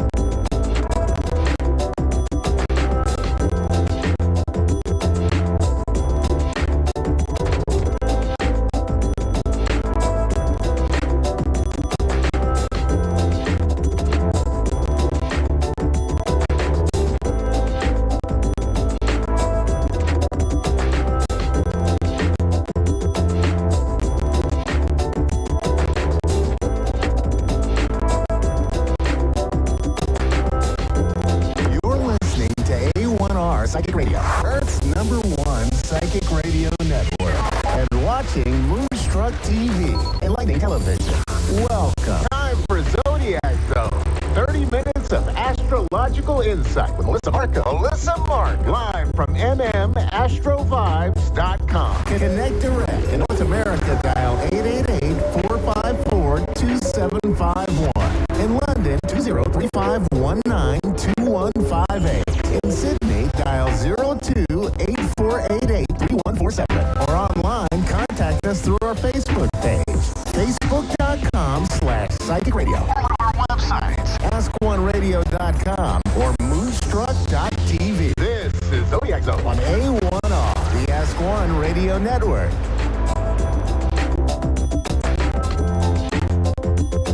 Hello there. Hi, I'm Melissa Markham, and I'm thrilled be on Zodiac Zone. It's your go-to destination for everything astrology. And it happens every Wednesday from 9:30 to 10 o'clock Eastern Time. I am a seasoned vibrational astrologer. My mission is to guide my clients in unraveling the mysteries of their soul purpose, why they're here, what ignites them to their highest vibration, and bottom line, what really brings them true happiness. So let's dive into the format of the show. First, I like to explain the astrological highlights of this week. Then I'll be conducting live readings. And to top it off, the last week of each month, I'll feature a special guest who will enlighten us about their unique modality. I was supposed to have that guest for this week. Unfortunately, they had some issues, some technology issues, so they will actually join me next month. So sit tight, prepare for this enticing journey through the stars. Okay, so let's talk about this full moon in Scorpio. Oh my gosh, has it been making you guys tired? Are you like, what's going on with my life? Typically full moons are endings to things.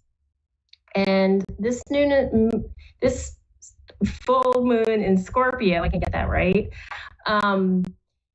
it's almost like looking under your carpet and clearing out the energy that doesn't work for you anymore. The things that are just kind of trickling up that you need to get rid of, and really about living your best life. Scorpio as an astrological sign is very transformational. It represents the 8th house. When I explain to my classes, my clients, what does Scorpio mean? It's death, destruction, and then transformation. It kind of blows down the house, and then you transform. So whatever's been eating you up inside, or you're just kind of like, you know what, I'm not going to think about this. I'm just going to pretend that it's not there.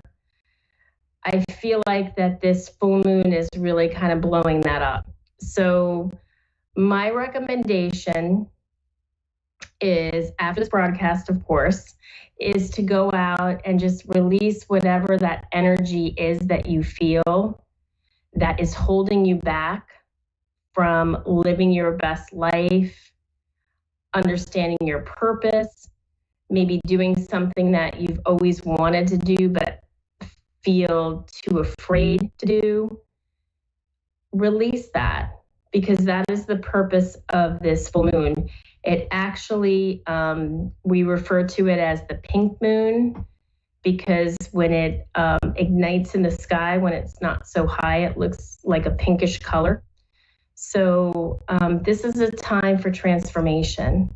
I feel like this whole year has been very transformative. Like I said in my previous broadcasts, my previous shows, I am an evolutionary astrologer. So I really look at the lunar nodes, which are elliptical points in the sky. And I get an idea of really what the life purpose is when I start reading my clients, reading their charts. And what's going on this year is Aries Libra. The North Node is in Aries. And what that means is for you to stand in your power, for you to value yourself. It's self versus relationship. And I feel like many of us put relationships first, and we don't really value ourselves. And this is a time that we look at relationships and what's working for us. And it's not just, people get all fall into the fact relationships. It's just they think of just romantic relationships. But it's not only that. It's whatever the closest relationships are in their lives, whether it's their children, whether it's their close friends who are like a soul family to them. And it's very much of an empowering year to stand up and to set boundaries and to look at things that are not working for you and to make significant changes. And the people that are going to feel it the most and have Aries Libra in their chart, if you have a sun in Aries, if you have an Aries moon, if you have an Aries ascendant, the same with Libra, you're feeling this energy. And oh my gosh, if you have the North Node or South Node in either Aries Libra, it's very transformative. So I keep talking about this because I think it's such an important topic in the astrological world. And like I said last week, Chiron is in Aries. So it's really bringing up those wounds with self, with how we look at ourselves, what we value in ourselves. And the way that I look at astrology is it's like a tool. It's not, I did a talk today for about 25 women in Jacksonville, Florida. And the one thing that I said to all of them is, it's really about, I'm just confirming what you already know about yourself. I'm not an oracle. I'm not a person that sees the future. I just read a beautiful language. And I tell my students that if you put the hard work and dedication into astrology, that you can have the beautiful experiences that I've had where I've watched people grow and I've seen them year to year make significant changes in their lives. So that's the way that I look at it. I always say to my clients, like I said, it's I'm just confirming what you already know about yourself, because we all have this inner psyche of our soul, and our soul knows what's best for us. The problem is that we've been conditioned to think that we're so small, that we need all these things to make us happy, and that we have no control over who we are or what we're trying to accomplish in this lifetime. And that's completely false. You're manifesting all of this. And astrology is just that blueprint that helps keep you on the path that you've chosen in this lifetime and in all the lifetimes. So just wanted to kind of make that, make a statement about that. Do have some really good news for you. Tomorrow officially is the end of Mercury retrograde. It goes direct tomorrow. There is about a 2-week shadow period. So, but the nice thing is you're not going to have all these headaches with technology or feel like your communication is getting mixed up. Maybe if you've been traveling, your travel plans aren't going to get delayed. Although I think a lot of things post-COVID it makes traveling not that much fun as far as the plane ride. Of course, when you get to your destination, that's a whole different story. But so I feel like we're at this precipice where things are happening for us right now. So but just wanted to kind of talk about some of the astrological things that are going on, and what some of the ways you can combat this, because the way that I feel is that it's always about flowing with the energy, and again using astrology as a tool, not using it as the end all, oh my gosh, this is what's going to happen to me, and, panicking, looking at it as, hey, this is what I have to go through to get to where I need to get to. That's the way that I pretty much approach life. So, yeah, I just wanted to kind of make a point of that.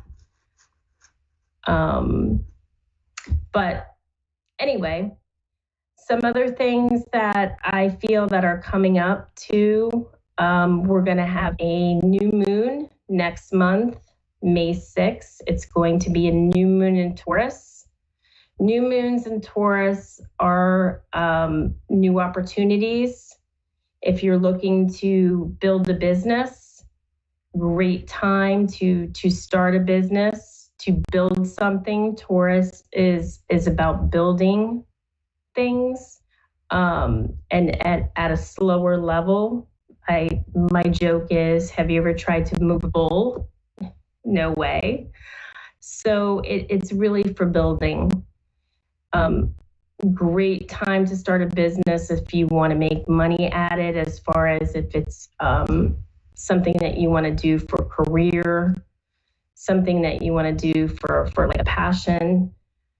Next month, which is actually, I believe, next week, the week after, is a new moon in Taurus. So now's my time. I want to take some time to do some readings. And and the way that I want to kind of explain the way that I do these readings is, it's really about, like I said, I'm an evolutionary astrologer. So I'm going to look at your lunar nodes, which are the elliptical points in the sky. And I'm going to understand what your soul purpose is in this lifetime. The energy that you came in on, that is your south node. That is an energy that feels familiar to you, comfortable, but it's not necessarily, it doesn't excite you, or it doesn't put you on your highest vibration. The opposite energy is the north node. That is the energy that you're trying to get to.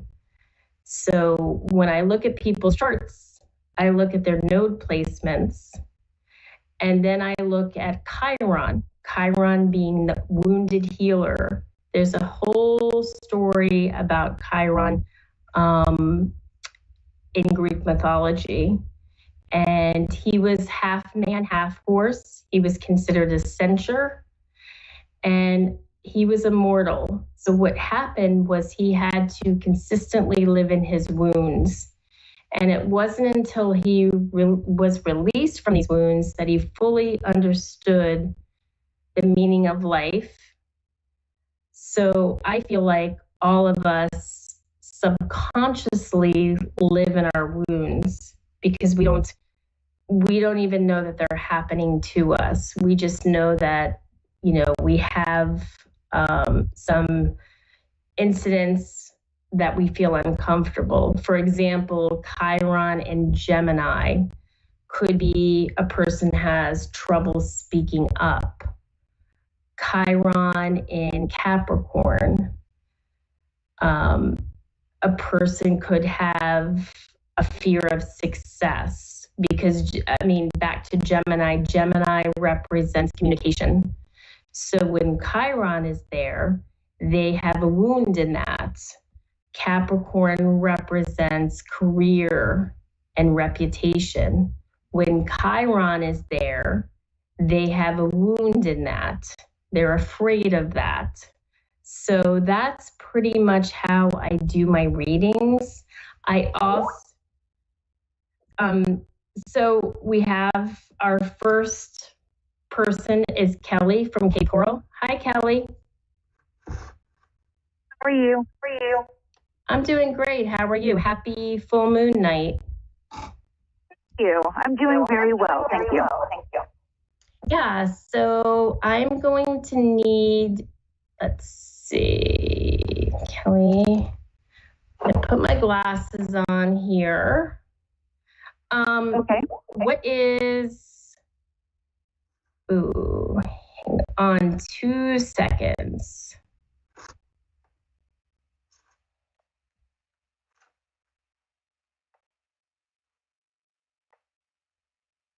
Sorry about that. My speaker was a little bit loud. Okay. What is your birthday? Day, month, year? March. Okay. March 23rd, 1981.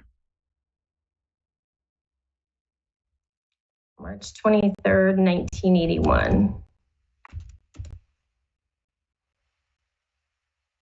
Okay. Okay. And what time were you born? 5:07 p.m. Okay. And what is the city and state you were born? Tulsa, Oklahoma.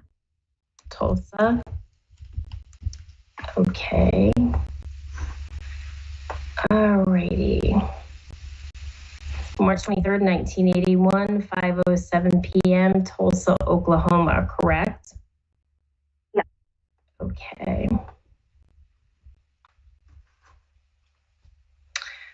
Okay. It's interesting. When I look at your nodes, which I said are the elliptical points in the sky, I'm saying this out loud to you, so if you want to further investigate this, you can.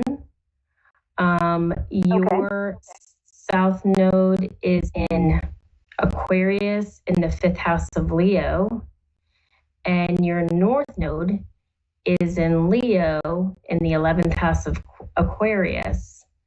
So there's definite, I feel like that, first of all, I want to say with a south node in Aquarius, you're in your head a lot.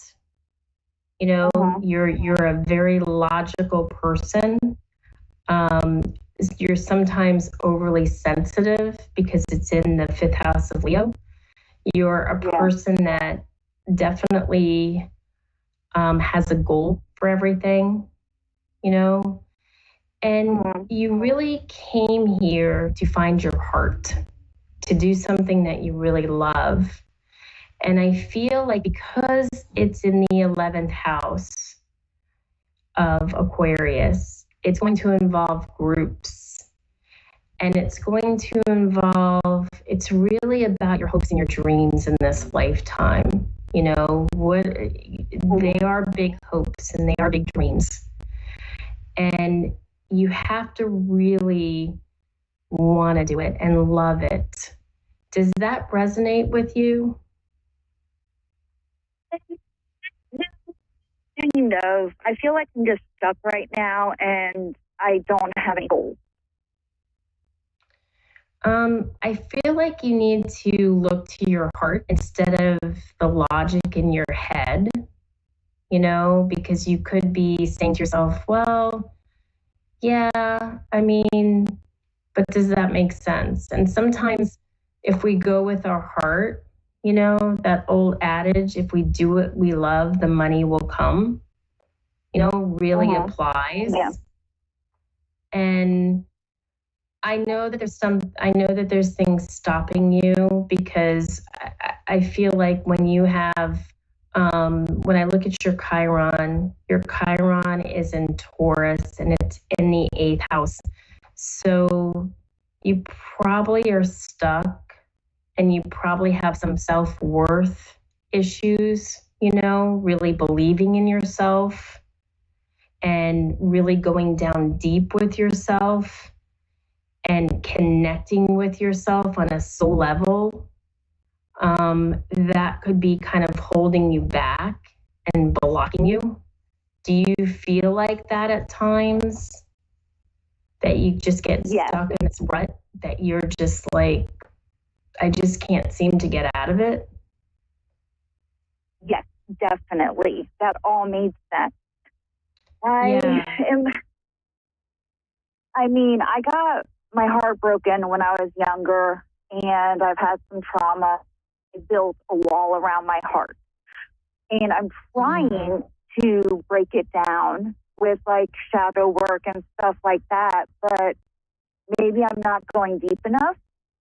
Yeah, I feel like you have to go all the way, you know, and a lot of times when we get our heart broken and we kind of we get stuck in the trauma, right? And then we unbeknownst to us, we keep bringing the energy back to us. In other words, we could be attracting the same type of people. We could be on that perpetual cogwheel where we just can't feel like we can get off it. So I think that that's probably big for you because you have your sun and Venus and Mars in the 7th house of partnership. So I feel like you thrive in partnership, but it has to be the right partnership for you. It can't be where you're doing all the work or where you feel like you're not being valued in the relationship. And it comes from first valuing yourself, you know, and truly going down deep with yourself. You know, I would say too, it's spending a lot of a good alone time with yourself and learning how to make yourself happy and fulfilled with not even having a partner. Does that make sense? Yes, definitely. I haven't been in a relationship in a long time, but when I was attracting the same guys. Yeah. And I think that that's very normal because I think that we, like I said, we get into that perpetual pattern and we feel like that we can't get out of it. I think too, like I'm gonna take a little time to do a little bit of a fuller reading on you tonight. Couple things I see in your chart too. You have Pluto in the 2nd house in Libra. I'm gonna say that you put value on stuff that means something to you. You know, like you like having like things that are very nostalgic for you. You know, I think you're a very sensitive person, that you are Aries. So I know you're feeling a lot this year too, because I said at the beginning of the show that, you know, with the nodes in Aries, Libra, it doesn't matter if you have a sun in Aries, if you have a moon in Aries or an ascendant in Aries, you're feeling that pull, you know. But you have this very sensitive, compassionate side to you because your moon sign is in Scorpio. Big thing for you is I call Scorpios the elephants of the zodiac. They never forget anything. So I think for you, a lot of things you have to release in this full moon in Scorpio. I think it's going to be very transformational, you know, for you to release a lot of those wounds, those down deep wounds that you think you released, but you maybe haven't released, you know. I feel like you're very kind with your words. Your Mercury's in Pisces, that you're a healer, you know. And you would be good in something like that because you have Mercury in the 6th house of health and healing. Also, 6th house represents job. So I don't know. I think that if you kind of, it's always about, our lives are like a puzzle, right? It's just about us putting the pieces together. So that's what I would recommend for you, and a very high level overview of what I see in your chart. It's imperative that you really go in with your heart, you know, organize it around a group dynamic, you know, that can help you. I would definitely, because your ascendant is in Virgo, it's about making a plan for whatever you do, you know? And I mean, you are a very positive person. You have Jupiter in the first house.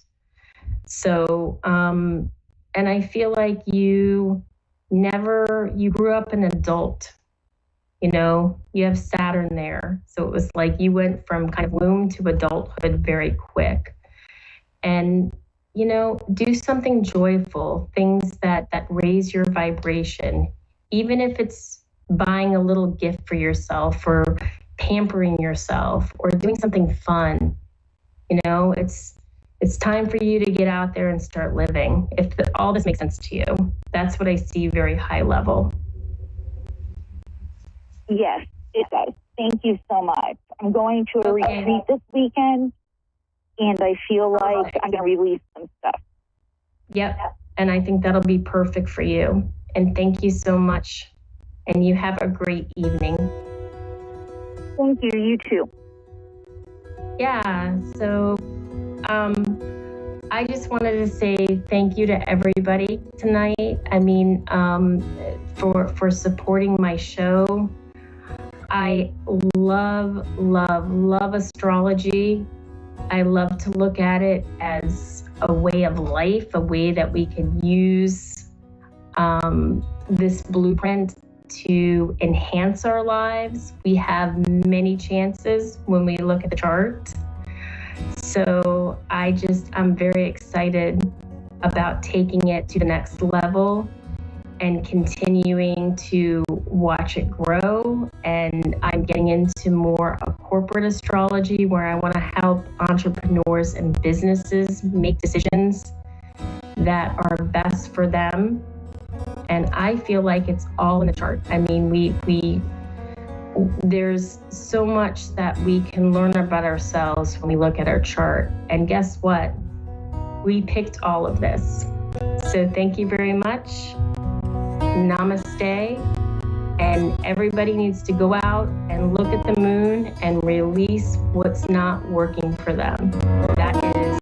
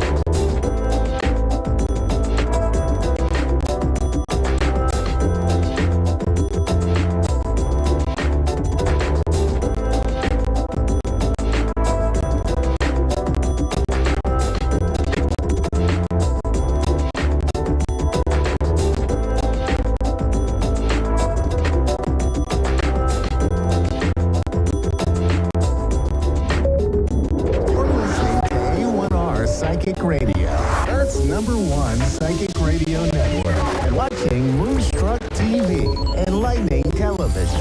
Welcome. Time for Guide to Light with Martina Billy. Live from guidetolight.com.au. Connect direct. In North America, dial 888-454-2751. In London, 203-519-2158. In Sydney, dial 02-8488-3147. 24/7. Or online, contact us through our Facebook page, facebook.com/psychic radio. Or one of our websites, ask1radio.com or moonstruck.tv. This is Guide to Life on A1R, the Ask One Radio Network. Hi, everyone from the sunny Gold Coast of Australia. It's Martina Billick, and welcome to the Guide to Light show. I'm so happy that you're joining us today. So I am taking a caller today, but until we get that caller, I'd love to talk with you about clairsentience. Clairsentience, the psychic ability or clear feeling, is all about us feeling emotionally or physically outside of our normal perception. So we can tune in medically to people's bodies. We can tune in emotionally to people's bodies. We can tune into all sorts of things that happen to people's bodies, good or bad. Developing this sense is very easy. It's actually our most basic psychic sense. Well, that's my belief. Just think when you're a little kid and you know that you're in trouble and you get that feeling of impending doom. That itself is clairsentience because you sort of know what's going to happen and you feel that feeling in your stomach. So the solar plexus chakra is what's connected to our clairsentience and our heart chakra. Just think about when someone's argued in a room and you've entered in and you can feel that argument still in the air. That is our clairsentience acting at its peak. So when we learn to use this beautiful gift, we can be more understanding, more empathetic. We can feel what other people are feeling. And so we can come from a place of a more heightened awareness as to why people do things. There's also the medical intuitive side. So our clairsentience can give us ideas about what's going on in somebody's body. So there may be some issues within their body. Things might not be going very well in their body. And you must always tell people you're not a trained medical professional unless you are. But sometimes we can bring awareness to an area that might need an extra scrutiny for things that are going on within that person's body.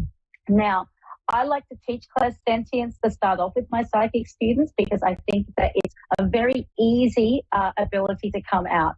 So in saying that, there's all sorts of different little ideas that you can do, but we're just going to move into a caller and I can go on to that after. So I would love to see.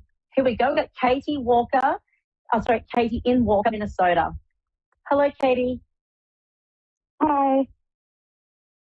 Hi, darling. How are you? I'm doing pretty good. How about yourself? I'm very good. Thank you, sweetheart. Thank you for calling in. And how can I help you today? Just looking to get a general reading. That sounds perfect. How about we start with some tarot cards and some oracle cards, Katie? Perfect. Wonderful. All right. Let's bring through something. Let's take this ring off. I didn't realize it was a pain. Let's see what you need to know right now. Okay, I'm just going to set the intention to bring through a beautiful, clear reading for you, Katie. What do you need to know about right now?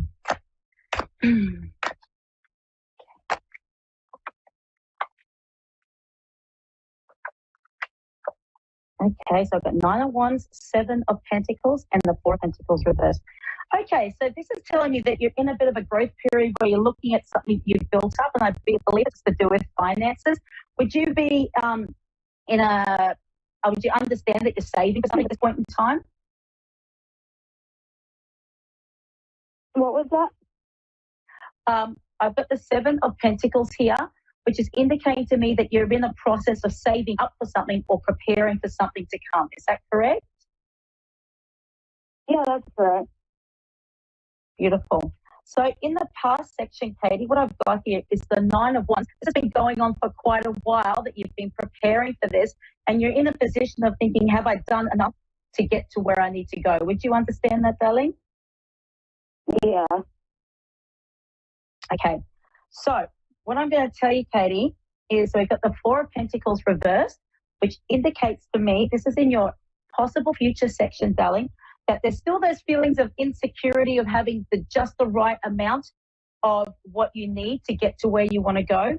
But what I am seeing is that you've actually got a really good backing behind you. And I feel like that there's a lesson that's come from this saving that has really going to carry on for the rest of your life. Like you've really learned some really good strategies or techniques on how to get it done. And I feel like there might have been a bit of a struggle in the past to be able to do that. However, you've kind of mastered it. And I feel that there is going to be some celebration coming up around the mid of this year. I'm feeling that there's something like an announcement, or I feel like there's a finality to what you've been doing, and I feel like that things are going to come to pass and there'll be reason to celebrate for you, darling. Well, that's awesome. That is really good, isn't it? Yeah, okay. Now, what else am I also saying? Also, I want you to consider this too, darling. I want you to keep those strategies that you've used for saving, because I feel like they could just go right out the window very quickly if you're not mindful of them. Okay. Happens to me all the time. But I just feel like once this sort of announcement or this thing that has come to pass, it'll make things feel like things will be easy again, but just keep those strategies and those lessons in place that you've learned. Okay. Okay, let's bring up some more cards for you. Okay, let's see what's happening in April, May, and June for you, darling. Would you be happy to do that? Yeah, I would. Okay. April, May, June. Okay, so excuse me. Oh, we got some major arcana. Shivers. You got lots of stuff going on here. This is good. You're going to be a busy bee. So in April, things are going to feel really like you haven't got control of them, darling, but don't worry, you have, okay? There's just going to be a lot going on for you. You have got the strategies and you've got the skills in place to be able to handle a lot of things at once. It's just going to come from all angles, okay? My advice to you is just to hold on to your finances, hold on to them extra tight, okay? And just know there's going to be growth from doing that, okay? So no silly spending, and just watch out for buying the luxuries. But there's just going to be a lot of different things that come at you that are going to be trying to encourage you to, you need to get this or you need to get that. Just really pull it in and draw it in tight and just hold fast, okay, for April. Sounds good. Okay, going into May. Now, May, we have the Wheel of Fortune reversed, and we have the Seven of Pentacles reversed. Now, this is telling me that things that were meant to be happening in May, there may be a slight delay and things are going to be turned on their head a little bit, but I want you just to hold fast. This is the message I'm getting through all of this, is to hold fast. It's on a cycle, so what goes up will go down, but it will come around. There's actually a bit of spiritual energy around you in May, and I feel like there might be some connections with other family members or close friends. There might be some sort of a gathering happening.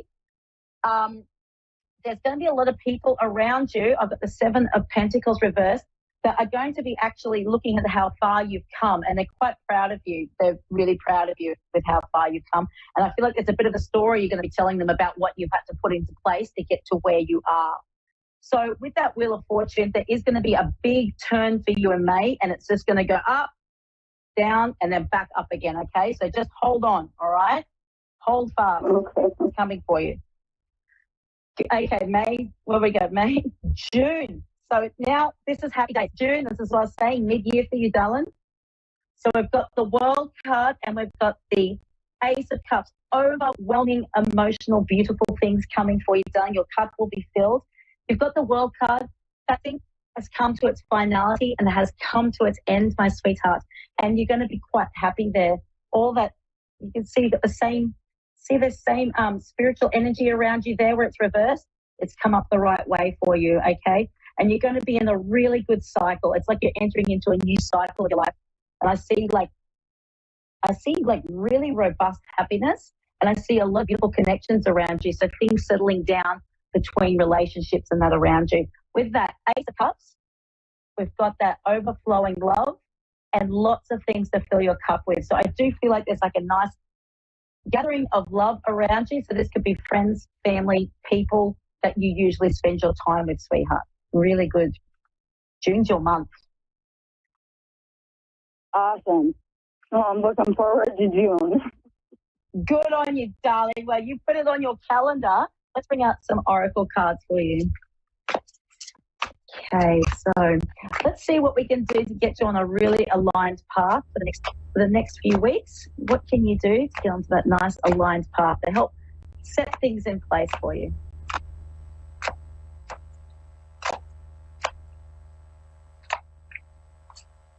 Okay, so we've got gratitude leads to abundance and engage your heart to heal. So what this is telling me, sweetheart, is that there's a bit of a healing process going on, probably, and I'm feeling into this, it's with other people. There may have been some miscommunication or misunderstandings there. I want you to really look into yourself, and I want you to be able to move forward by healing your heart first. So if you've been hurt from this situation, I want you to really heal your heart first before engaging with that person and trying to smooth that out. It'll all work itself out, but your gratitude will lead to abundance. So I'm feeling like you might be struggling with a few things at this point in time, but I want you to just look at the beautiful things that are happening for you, and I want you to really focus on them. And that's like when you go to sleep at night, it's like counting your blessings. Count your blessings that you've got a warm blanket, count your blessings that you've got electricity. All these certain things will build into bigger things for you, my darling. Okay. Yeah, that was anything. Oh, that's wonderful. I'm here to help, baby. Appreciate it. I haven't got much time, so I'm going to let you go, my sweetheart, but I really want to thank you so much for today, and I wish you all the best. Yeah, thank you for the call. So welcome, Katie. Bye-bye, darling. Okay, so everybody, please don't forget to add me on Facebook under Martina Billick, Psychic Mentor, or go to my website, www.guidebylight.net. If you would like to make a booking with me, I've opened my booking portal. I've got some really cool things going on. I started doing Akashic record readings as an offering now, which I'm absolutely loving. Also, keep your eye out on my page. I am releasing a wonderful signature psychic mentorship course, and the student that I've been teaching right now is already doing absolutely amazing things. And I just think that if you keep your eye on my page, you'll see that sometimes I do free readings on lives, and I'm always here to answer your questions. So shoot them to me, and I'm happy to pull a card. Thank you so much. Bye.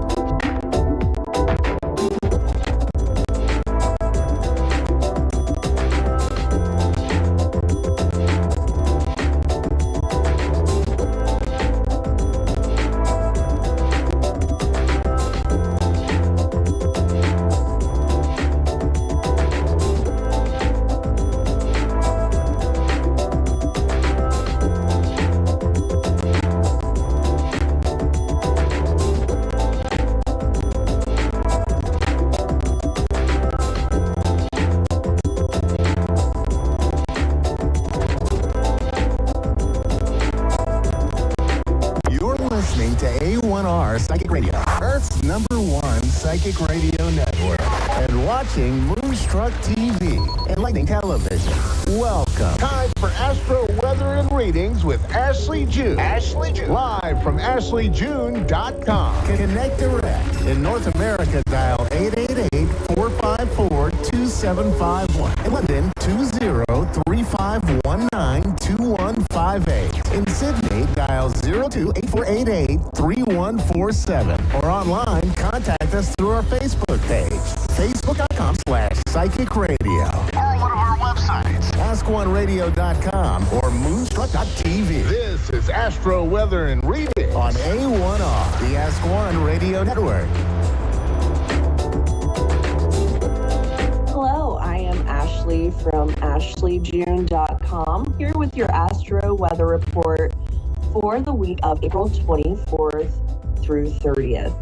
And yesterday and today, we've had the full moon in Scorpio.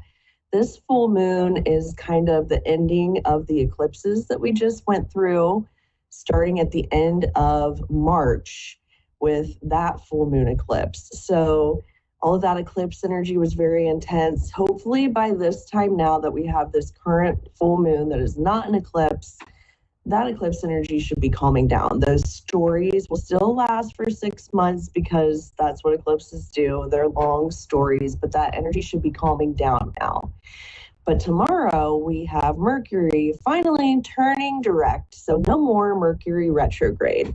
With this Scorpio full moon and Mercury turning retrograde, Scorpio is all about secrets. And this Mercury retrograde, there could be a lot of stories that were coming up and rumors that were going around. Now those are going to start getting cleared up. This full moons put a light on things. So with Mercury going direct at the same time, stories are going to become more clear. Rumors are going to be sorted out, and the truth of things is going to come out. So a lot less confusion going on. And I think this full moon is really going to allow that. It can be very intense. It could be emotional. People could be getting upset about these things, but just realize these are the energies. Let yourself just kind of calm down and go through that and just let it go and release it. Then on the 29th, we are going to have Mars, the planet of action, meet up with Neptune, the planet of dreams, and he's the god of the ocean. So this can also kind of be delusions, but the action planet meeting up with him, this can be energy for getting your dreams into action or taking more steps towards making your dreams come true. So a lot of good energy this week. Getting out of all of the eclipse energy is going to be very nice moving forward for our all of the star energy that we're working with this week. And just a quick card for our collective reading for us. Self-nurturing during this time. This is a beautiful orange card, sacral chakra card. Really just, it's a lotus and a lady just laying in a lotus flower. Take some time to take care of yourself this week because the energies can be intense with that full moon energy. And sometimes the Mars meet up with Neptune can also kind of on the flip side can suck your energy out of you. So you're either going to be feeling energized to make steps towards your goals, or you're going to feel like I just don't have the energy for it this week. Depends on where you are in that. I think the water signs, Scorpio and Cancer, Pisces, you're going to be having more energy to do things. The earth signs, fire signs, air signs might be feeling a little less energized with this. The Mars and Neptune are meeting up in the sign of Pisces, and with the full moon in Scorpio, we have a lot of big energy in those water signs, and that makes water sign people feel great. All right, and we're ready to take a call. Taking calls today. I have Jody in Knoxville, Tennessee. Hi, Jody. Hi. It's nice to be on the radio here. Get a reading. So nice to have you, Jody. Is there anything specific that you have that you'd like to have a reading for? Specific question? Well, I have lost a best friend. We had a disagreement, and I don't know if we're still friends or not. She said taking a break from our friendship for a while. So that's what she said, and I got hurt. She was quite miffed with me. Okay. So I don't know if we're still friends or not. And I just want to know that relationship. So do you see us being friends again, or have I I know I have disappointed her, and so want to know where we stand, where I stand with her. All right, here. See anything or? So what's coming up first is as the 6th of Earth card that's coming up right here right now, and this is a card. It has it kind of looks like 2 scales, and like there's just a fairy. Was there something with this friendship or related to finances by chance? No, she was just a very close friendship with me and my mom and I, and she knew my mom very well. She thought well of her. They both worked at Tellico Village and here in Knoxville. So they were a very close friendship. It was a very close friendship, and she thought very well of my mom and I, or most of my mom, of course. But just want to know where we stand in our friendship. Okay. So the next card that's coming up for me here is the Star card. And this I work with angels and higher vibrational beings. And this is the Star Archangel Jophiel. Happy times, optimistic. So this is a nice card for that. Long-term plans on the right path. The Star is always a very hopeful card that's coming up for you. Did she give you a specific reason on why she was wanting to take a break? Yeah, I don't know what it was or anything. I don't remember exactly what it was that we disagreed about some things, and she said she was just going to take a break, and so I thought that's fine, and I don't know if I'll ever hear from her again. I don't know. Are we still? Are she and I still friends, or what? Have I really damaged the friendship? So also I have reality check is a card that's coming up for this. This is a card from an Angel Oracle deck. It has looks like a unicorn here. This is about honesty. And then I also have the Queen of Fire coming up. So is she kind of a fiery personality? Not a really fire. I don't think she's bad or anything. She's a Scorpio, if that makes any difference. Her birthday is in October.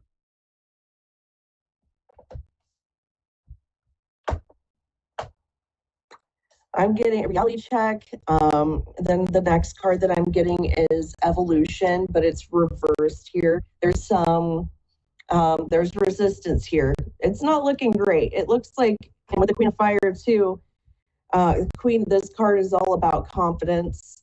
So what she said, it sounds like what's coming up is that she's pretty, it seems like she's pretty determined in this. And what she said, it sounds like she's the type of person who kind of does what she says she's going to do here. Okay. But you also have the Knight of Fire coming up here. And the Knight of Fire is passionate, adventurous, and then also the Page of Earth. These are a lot of court cards here. Were there other people that were in? So you said your mother was involved in this relationship too. She was. Well, she's passed away about 7 years ago. My mother did, but looks like we're not. She was very close to my mom, working together, of course, and getting to know her. She helped my mom a lot, do things like cleaning the house and doing yard work for us.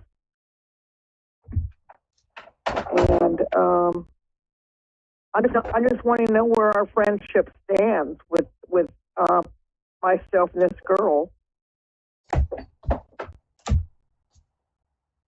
Well, you don't see us being friends anymore, or it looks like to me this person is very, they mean what they say, and that if you want the relationship to move forward, the Star card is here for it. So that is hopeful. But the other cards that are here, you've got that reality check card and this evolution that's reversed coming up for you. And then these other court cards, I think, are showing just she means what she says. If you want to rekindle a relationship with her, it's looking to me like that's something that you were going to have to reach out to her about and find out what it is that has upset her so much. Are you unsure of what has upset her?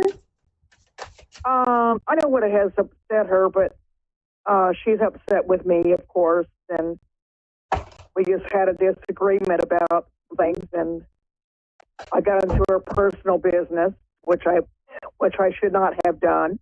I realized I did wrong with her.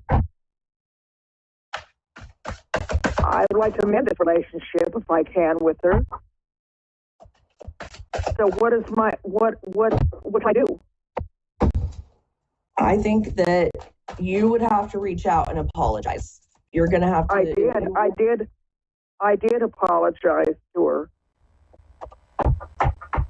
Well, with the Mercury turning direct today, so that's the communication planet. He's been moving backwards, and now he's going to start moving forwards again starting tomorrow. But he will be in his shadow for 2 weeks. So that means he's going over the same terrain that he had already been through. After about 2 weeks, you can have a new story. So I would wait for 2 weeks before you try to reach out to her again to see if you're able to start maybe from a fresh place to be in a different place with her in a friendship. But what's coming up here is that what happened really upset her, and she's going to stick to her guns. But there's a lot of miscommunication that's been going on also for the last month. And being able to start a new story and maybe start off somewhere new in your friendship with her, I think I would wait for 2 weeks before I tried to apologize again and see if she is willing to rekindle a relationship with you. Here we go. You don't think she is right now? I would wait 2 weeks. I've got the 6 of Fire coming up for that, and it says victory. Good news on its way with the 6 of Fire for that. I would wait for 2 weeks to talk to her, let her cool off, and then I would try again. Okay. Yeah, that's what I would do. Well, thank you so much, Jody. I hope it works out for you. Give her some time to cool off, and then in 2 weeks I'd reach out again and maybe send her some flowers or something just to say, hey, I'm sorry, and I really do truly appreciate our friendship, and I don't want to lose you as a friend.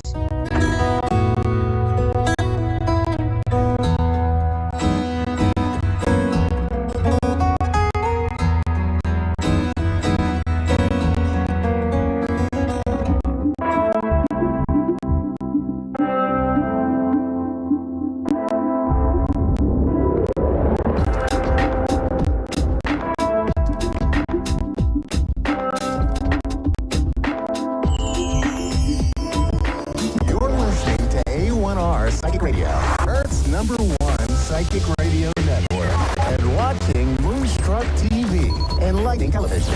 Welcome. Time for the Hallie Elise Show with Hallie Elise. Hallie Elise. Live from HallieElise.com. Connect direct.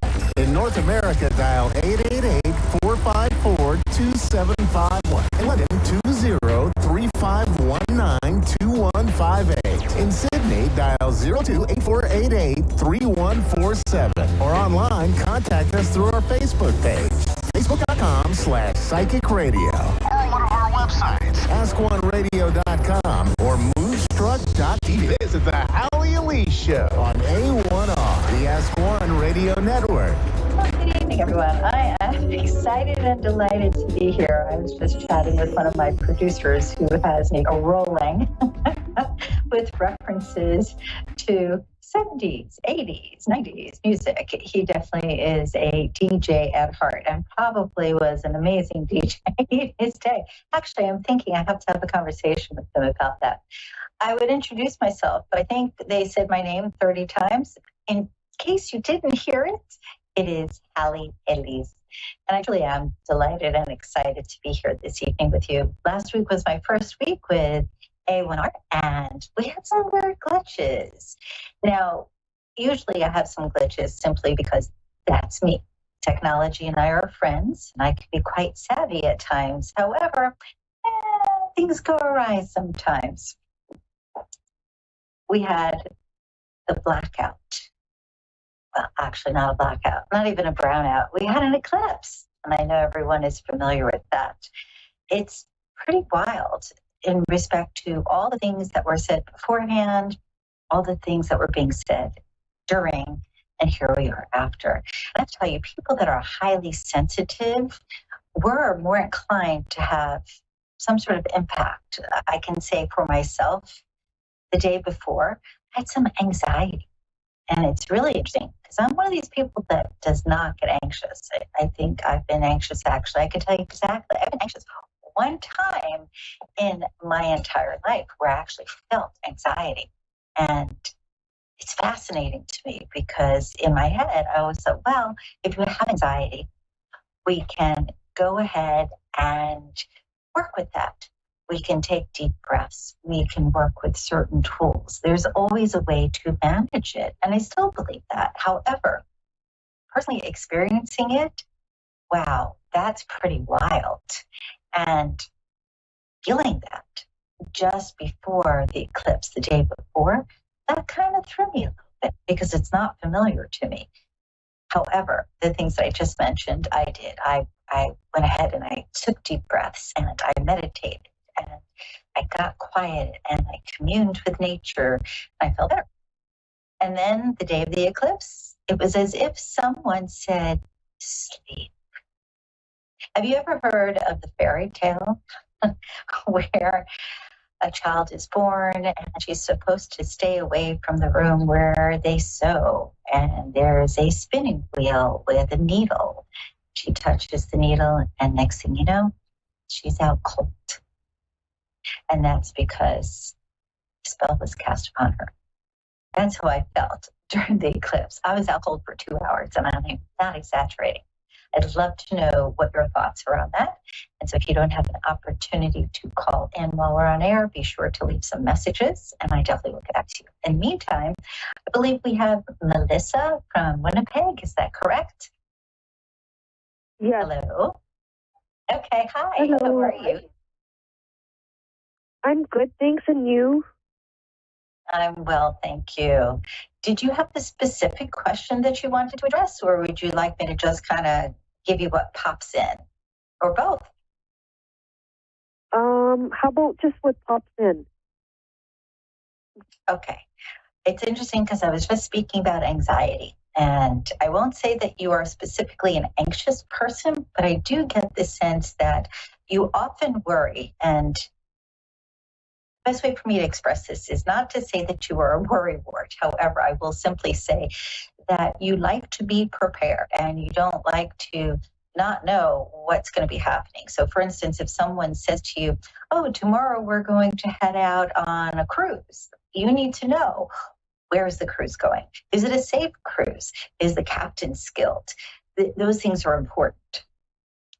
That said, yes. In life, it feels, I'm sorry, I didn't mean to interrupt you. Go ahead. Oh, no, sorry. I just was confirming. No worries. Oh, okay. The overall feeling is right now, specifically, there is more of that in your life, more of that concern, more of that worry. And I was just mentioning, like I said a moment ago, about using certain tools that you can use to create a little more peace in your life. Perhaps in the morning, before you do anything, before you even get out of bed, you simply take some deep breaths. And when I say deep breaths, I don't mean the same type of breath that when we're speaking. I mean the breath that goes like this. You go.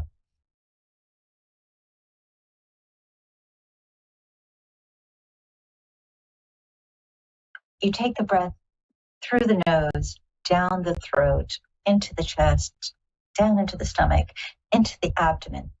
And you really fill yourself with that. And the reason I suggest this is because it actually creates peace. When you oxygenate like that, Your cells wake up. They feel happier, more comfortable. Even more importantly, the breath is prana. It is that gift from the divine. It is that light that we have within us that is a big part of us. You cannot be taking a deep breath and enjoying that moment and be worrying about the same things at the same time. Something to consider. And I would even suggest, if you're open to it, not just first thing in the morning, but create a little habit for yourself so that you can do this throughout your day, several times a day. If you find that you're feeling overwhelmed, if you find that just that normal predisposition to ask a million questions because you're feeling uncomfortable, stop for just a moment and breathe. I mean, think about it. You can breathe at any point, at any time of the day. It's something that's with you, and it's something that's easy to do. And what I would recommend truly is at least 5 breaths, not 10 minutes, not an hour. You could do that. Just though to take the edge off and to start feeling as if you're more in control of your world, literally breathe. Okay, that was the first thing that popped. And I will say too, I feel as if a lot is going on in respect to relationships, not just relationship, but relationships, interpersonal relationships in your life. And I feel like that's part of also where this worry is coming from. You agree? Yeah. Okay. Breathe. That's the first thing. Second thing is literally ask yourself, do I know this to be true? And the reason I'm asking you to do that for yourself is because the overall impression is your mind is going like round and round and round and round about all the possible things that could happen. The only problem with that is the possible things that could happen that your mind is focused on aren't all the wonderful good things that could happen. Really give some thought to, do I know this to be true? Because you're actually quite intuitive for friends. You're intuitive when it comes to, especially animals. I feel like you have these wonderful instincts and knowing when it comes to animals, and you were able to relate very easily. If you start to apply that to yourself, you will find that you have all the answers you need. It's just shifting slightly. It's creating an embodiment of good versus an embodiment of worry. Does that make sense to you? Yes. Yeah. All right. Back to relationships. We sometimes, without realizing, create expectations about the people in our lives. Actually, most of the time we do that, unless we're really cognizant about what's going on. We do, right? Yeah. Take a moment and again, use that sentence that I mentioned earlier. Do I know this to be true? When your head goes to, he should already know this because how long have we been together? Or how many conversations have we had? Or how many times have I told him? Take the expectation out of it and ask yourself, do I know this to be true? And then it goes to, do I know this to be true that this is something he should be aware of, that he should know? Because the feeling here is you're dealing with people that are bright, and yet, like you, their mind is going a mile a minute constantly. It's very difficult for somebody like that to be able to just go, okay, I got it. I'm paying all this attention to the person who's in the room with me. I've heard everything they say, and I'm retaining it. It's more like, I heard what they said, and I'm going to remember it, and then they forget. Yeah. Do yourself a favor, really and truly. Remind them, but with a heart. Remind them with ease. Remind them with a little sensitivity.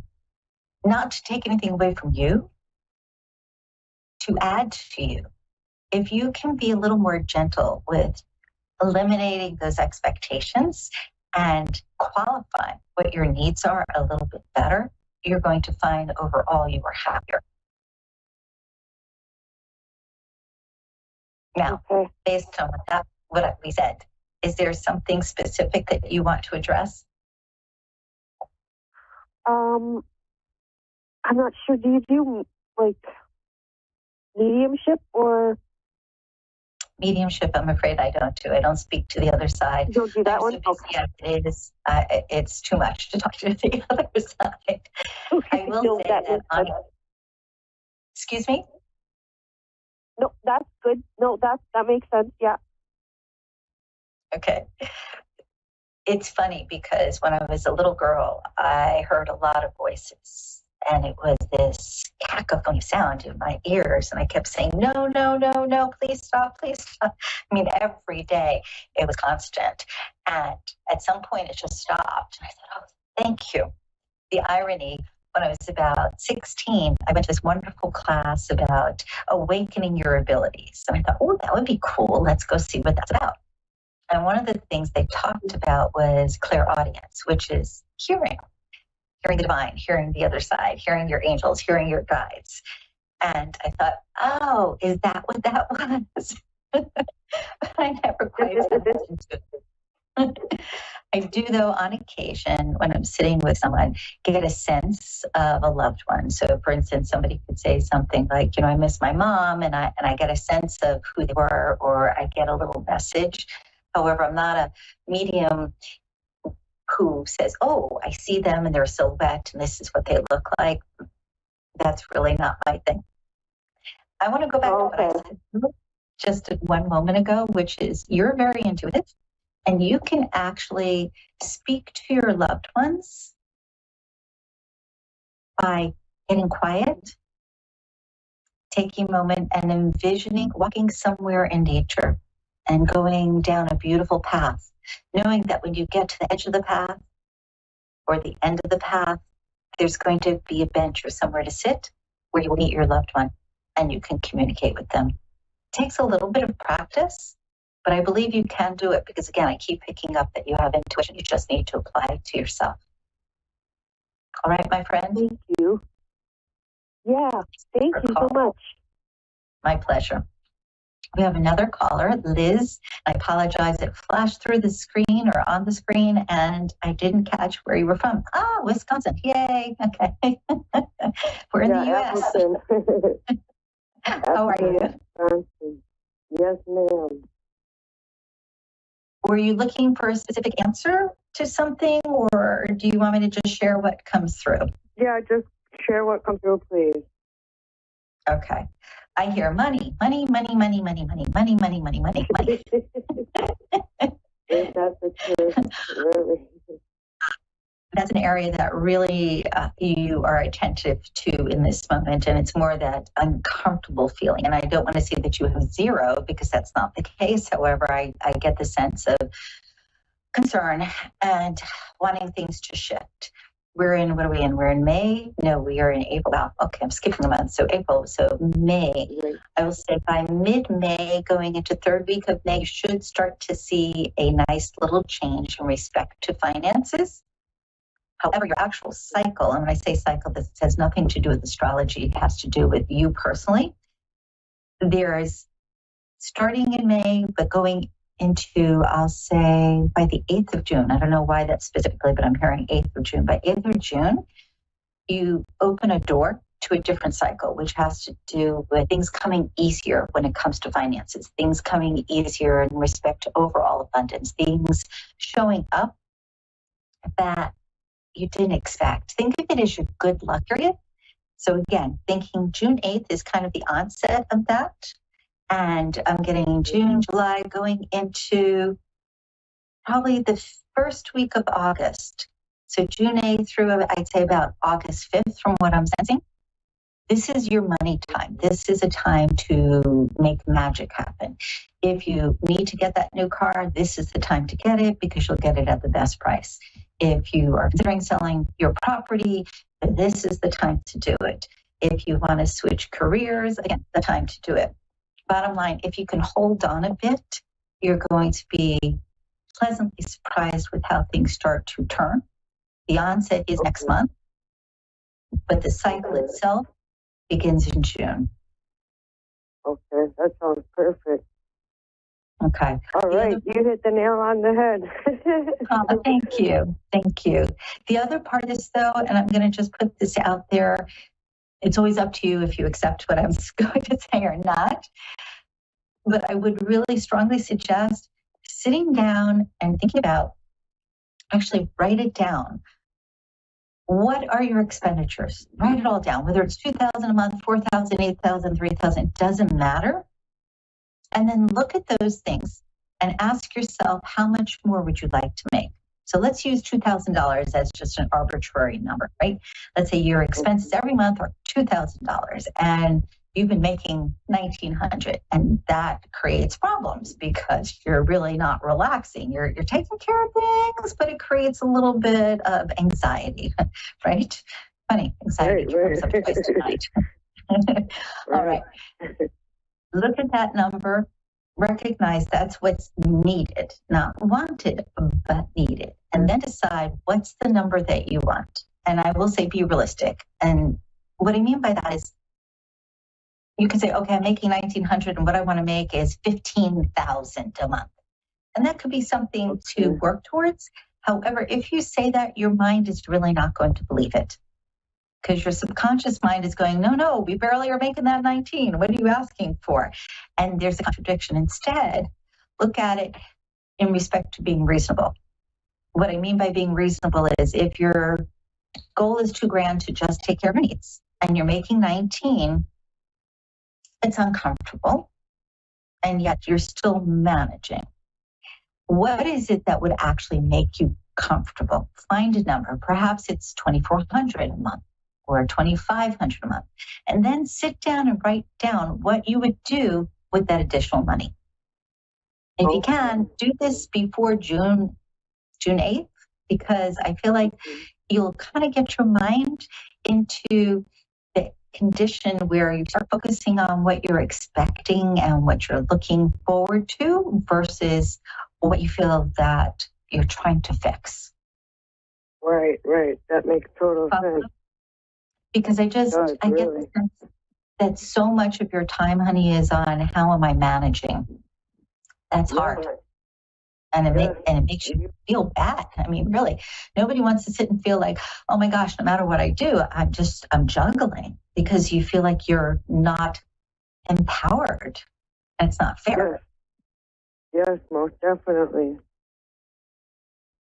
Take a look then, seriously, write it down. And the reason I say write is because it comes from the divine through you, through your heart, into your hand, and you actually put it on paper where you have something solid to connect with. It's not just airy-fairy in your head. It's number, it's a feeling, it's a vibration that you start to put out into the world. And again, it creates a stronger focus for what you desire versus what you're trying to manage. And I'm not suggesting that you don't continue to manage. Of course, that's important. You have to take care of things. You know, eating is good, electric is good, all that fun stuff. However, you should also be honoring you, which means doing some nice things for you on that paper. In addition to writing down what you would do with extra, ask yourself, what can I play with now? And maybe it's $1. And even if it's only $1, when's the last time you chewed bubble gum and blew a bubble? Right. Exactly. Long time ago. Right, a long time, a couple of years. Yes. The idea is do something for you that lifts your spirit so that you're feeling, even if you're only spending a small amount, you're not feeling as if, oh my gosh, I'm jeopardizing myself more. Do that until you start to see this additional money coming in that we're talking about. And again, I'm going to remind you, anything that you want to sell, this is the right period of time to do it. This is, starting from, again, June 8th. It's the right time. Don't second guess yourself. Really pay attention to what it is that you'd like to get. And again, why? Ask yourself, is it something that's going to make you happy? Are you doing it because you have to? Or are you doing it because it's going to bring you joy? Right. Makes sense, right? Most definitely, yes. Thank you so very much. Oh, you're so welcome. Keep in mind, too, that you have more power than you've given yourself credit for. Okay, thank you. Truly. Makes sense. And I'm not saying that just to say it because I feel it. I feel like when it comes to other people, you stand up for them. You stand, it's and like not for myself. you're the one who says, all right, get out of the way, you're bothering my friend, or you're hurting somebody I care about, right? Yep, you're right. Now, you're not defending you enough, honey. And I'm not suggesting you go to fisticuffs where you actually have to hit somebody. I do believe, though, you should allow your power to come up more. Not in a hard way, not in a nasty way, just listening to that strength of them. Say that one more time, hon. Just in a polite way. I get it totally, because you're absolutely right. Okay, good. So you have talents, you have skills, you have power, you have intuition. Grab a hold of all those things and use them. They are there to serve you. Okay. Did you have any other questions, hon? No, you hit the nail on the head, like I said. That describes me to a T. In equation. Awesome. Well, remember to get to writing. Yes, I'm doing that as soon as we get off the phone. Thank you again so much. You are so welcome. Thank you for calling in. Bless you too. I love that. I love when I get to share information with someone that is not just about what's coming. It is also about how you can make a difference in your own world. Too often we are in, I'm going to call it a limited structure. You know, we have a house that we live in and we see that as the environment that we live in, and perhaps we look at it as, well, that's what we can do. That's what we can afford, or that's all we deserve. And when we have a certain mentality, it's very difficult to step beyond. We can look at our neighbor and go, wow, you know, their house is 3 times as big, and it would be really nice to live in a house like that. Oh, but that's not going to work for me. The truth is, anything that pops into your head, it's a thought that you think, it is a consequence of your environments. Is it a consequence of your soul, or it is a consequence of what you're supposed to do? Meaning random thoughts aren't really random thoughts. And I'll give you a real funny, I'm not sure if I shared this last week or not, but if I did, it's okay to share again because I just find it a hoot and you might enjoy it. I had a client sitting with me, and no joke, as soon as she sat down, I heard the words peanut butter. I'm thinking, peanut butter? Why am I hearing peanut butter? I am not going to tell her peanut butter. And in my head, as I'm giving her a reading and I'm talking with her, I'm also speaking to my higher power, to the divine, the cosmos, saying, yeah, peanut butter, I'm not sharing this. And I'm hearing peanut butter, peanut butter, peanut butter, as if there's this booming voice inside of my head going, peanut butter. And as I'm hearing peanut butter, I'm also seeing flashing lights in my head towards peanut butter, neon lights flashing. And I'm thinking, as if I have 3 minds at this point. I'm having this conversation with the client, giving them intuitive guidance. I'm hearing the word peanut butter, and I'm telling the universe, are you kidding me? At the same time, I have these lights flashing. Peanut butter. We get finished with the reading. I say to her, I'd like to tell you something, if I may. She says, sure. What does the word peanut butter mean to you, or do you know what it means? She starts laughing hysterically, so much so she almost falls out of her chair. I'm thinking, okay, she definitely knows what peanut butter means. And she says to me, do you want to know what it is? Yes. If you feel like sharing, yes. Well, you know, we have a couple of kids. Peanut butter is our code. Thinking for a moment, code? She says, you know, to go in the bedroom. And we haven't had very much peanut butter in a while. Funny, yes? All right. What I said before, as far as those random thoughts that pop in, they're not random. They come from somewhere. And oftentimes, a random thought is actually an intuitive message. Next time you're out somewhere and you're having a conversation, you're engaged in what's going on, and for some reason something really funny pops in. Maybe it's, a hot dog taking a walk down a beach. That would be really random, right? Ask yourself, what does hot dog represent to me? Ask yourself, what does walking down the beach represent to me? And then ask yourself, is there something that I need to do with this in this moment? You might just surprise yourself. I hope you enjoyed this evening. I'm having a ball. I do want to let you know how to contact me. Of course, here in the world of Facebook and on all other social media, just look for Hallie Elise. You can reach me via my website, which is hallieelise.com. That's HALLEYELISE.com. You're welcome to call the office, and that's 561-755-2166. Once again, that's 561-755-2166. I mentioned social media. I'm kind of all over the place. If you forget, though, feel free to just Google or what's the other one? I know there's a new one that doesn't track you when you're online, whatever that one is. And then there's Bing and there's Yahoo. You'll find me there. I've been around for a while, at least a good 45 years. And then some. Otherwise, I'll have to tell you my whole age, right? Thank you again for tuning in this evening. I am Hallie Elise. I really, truly hope you had a lovely time joining me. And if you were tuning in for the very first time, keep in mind I've been on the air on and off for over 20 years. And I really enjoy it. And I really enjoy you calling in. If you're waiting to find out, should I call or not? Do. Give us a call next week. And I look forward to connecting with all of you. I wish you a beautiful, blessed night. And I will say it one more time, hallieelise.com.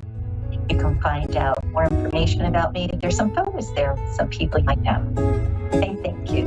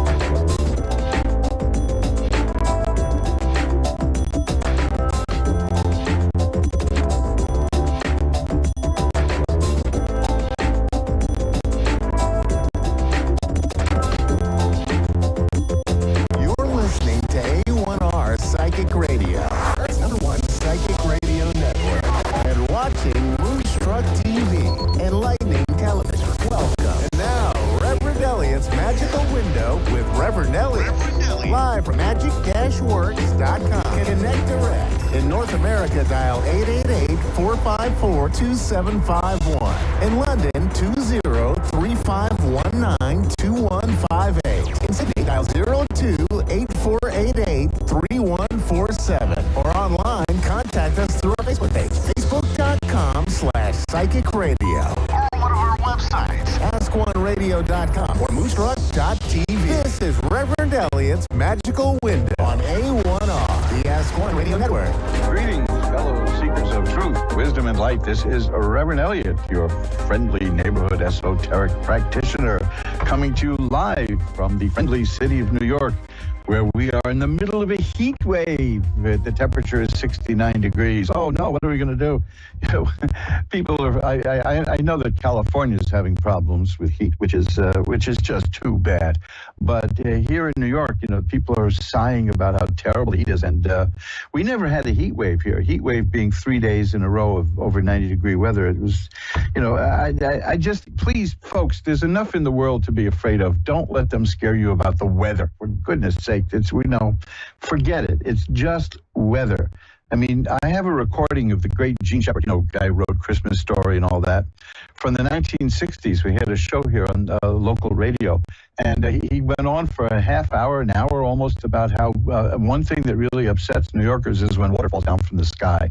Well, it's become the same thing with heat now, so what can you do? It's just weather, and we do have a lot of serious problems. Oh, I'm sorry, there are no problems. There are issues in the world today that we have to deal with. I, on the other hand, choose to ignore most of them because what can I do about it, right? There's nothing I can do. I'm not the one making the mistakes. I'm not going to be the one to have to fix them. We just live and we do the best we can. And that's why last week I spoke about the science of magic. Because conventional science has certainly failed us for the last couple of years. They got everything wrong, as you know, and they're still... did you see the report on the schools, on education, how we've set the kids back years because of needless policies out of hysteria? Now, let me get something straight from the start. I've said this before, and I'll say it again. I don't think that anybody in government overreacted to COVID at the beginning, because it was a new disease. It's called novel coronavirus, because although we've had coronaviruses for millennia, you know, the common cold is a coronavirus, we haven't had this one. It was new. Nobody on the planet had any antibodies for it. Nobody on the planet had ever been exposed to it. How that happened, I'm not going to get into that because I'm not a scientist. But I will tell you this. Anything could have happened. So I don't think there was an overreaction at the beginning. But once it turned out that things were not going to be as bad as the doomsday people suggested, they didn't change. They didn't change course. And it was just sheer insanity. And, you know, why? Because people were frightened. And that's what it's about. It's about fear. I am very, very, very, very leery of anything that comes from a position of authority that results in fear. Why don't they ever have really good news for us for a change? I know, like, there was no inflation in July. The inflation stopped in July. That was really good news, except only a person in a padded cell would believe that. So, I mean, real good news. I mean, every time these certain people came, every time you turn on the television and somebody said, well, here's a doctor, you knew we were in for a cosmic screwing. So let's just move forward. Let's get on with our lives. Let's handle what we can handle and keep as positive an attitude as we can. Because one of the things that people who are control freaks and like to keep us in a state of control means a state of fear.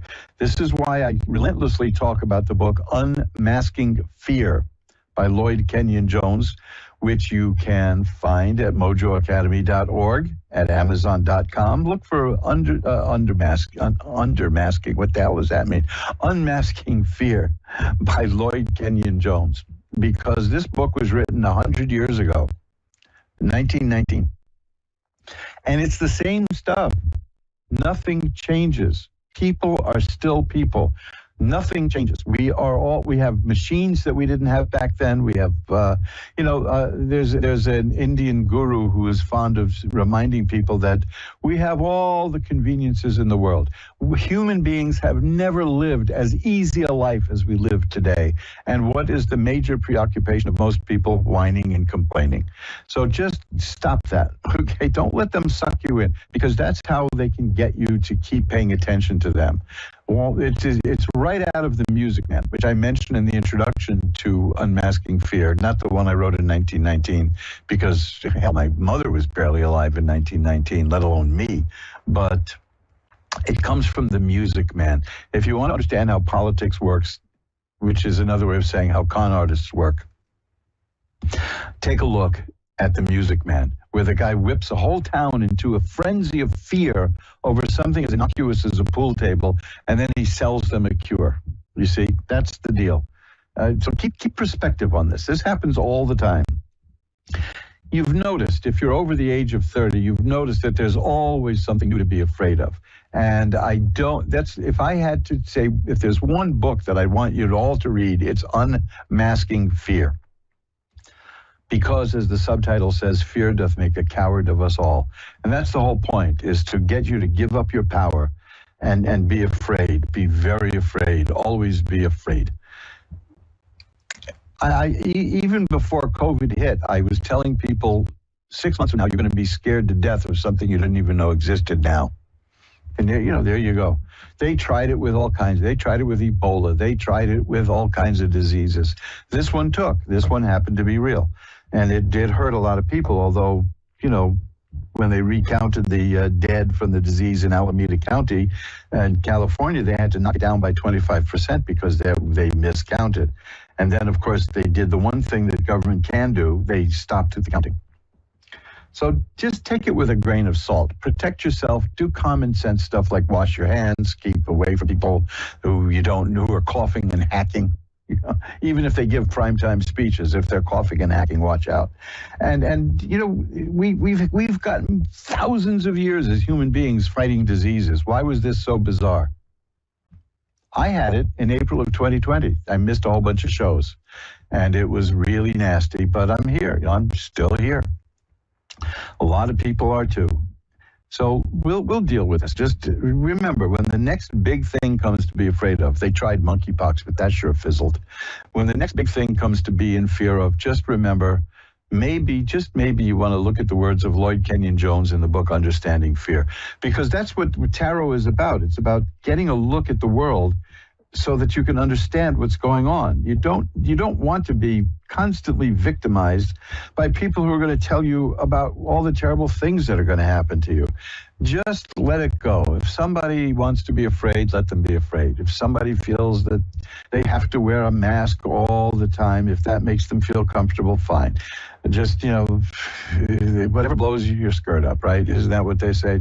Well, they said that in the 20s. I don't know. It's like a Coney Island Funhouse reference, I suppose. But today we're going to be concentrating on the positive, and we're going to be looking at the tarot cards and seeing what's going on in our lives. And I tell you what I'm going to do. For the first time ever, I'm going to open a new deck of cards on the air. It's a new month. I've been using a same deck of tarot cards for so long now, they're getting kind of sticky. So I have a new sealed Hanson Roberts Tarot. I use the Hanson Roberts Tarot, which is based on the Rider-Waite Tarot, because it's small and I don't have much room here.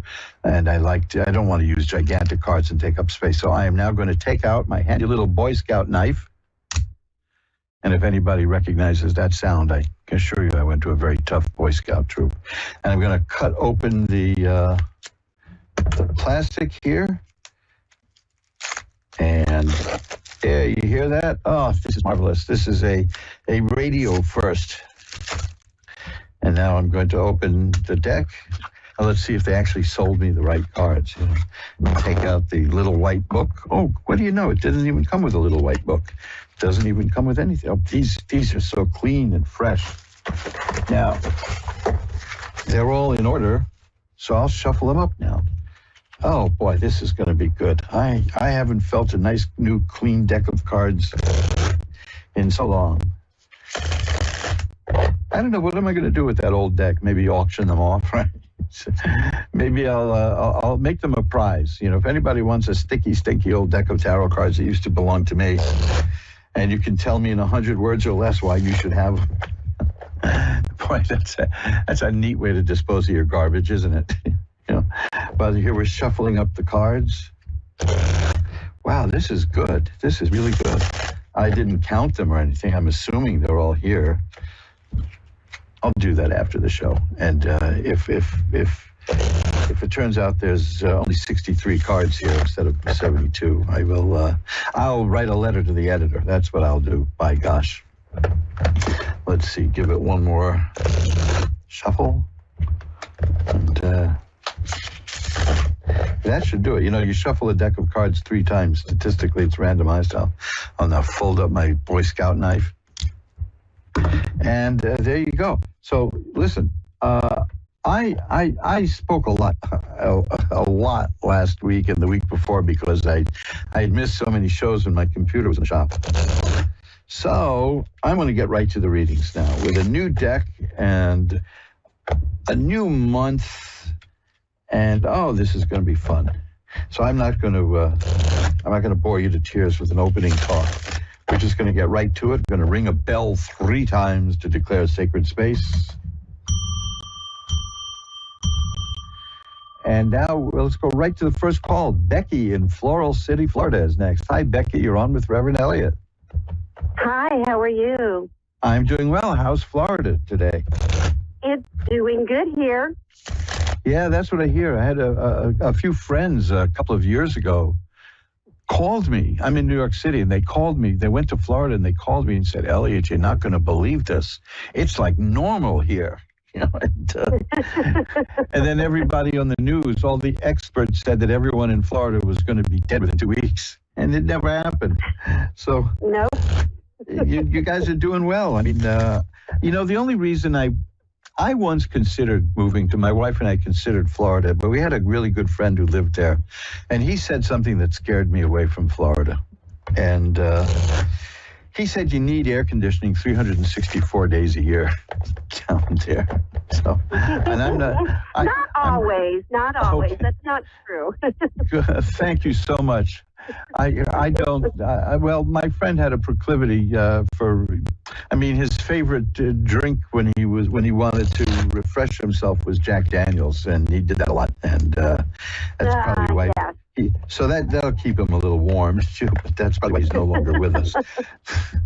But in any case, but I don't like air conditioning. In fact, because we have an old-fashioned apartment here in an old-fashioned tenement from the 1800s. And it has cross ventilation, so the temperature goes down to the 70s here in New York at night. So we never really needed air conditioning at all. We didn't use any this summer, so we're happy with that. But I'm glad Florida's doing well.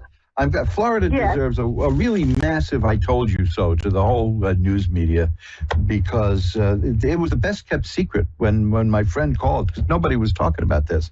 He said the only sign that he said that there was a problem was that waiters and waitresses in restaurants wore a mask, but nobody else was doing that, and everything was open. They had a ball, and since they had a business here that was shut down, they just spent 6 months in Florida and relaxed and loved it. Good for them, right? Yeah, good for your economy too, right? Yeah, there's some positive out of it. Yeah. Well, Becky, what can I look at for you tonight?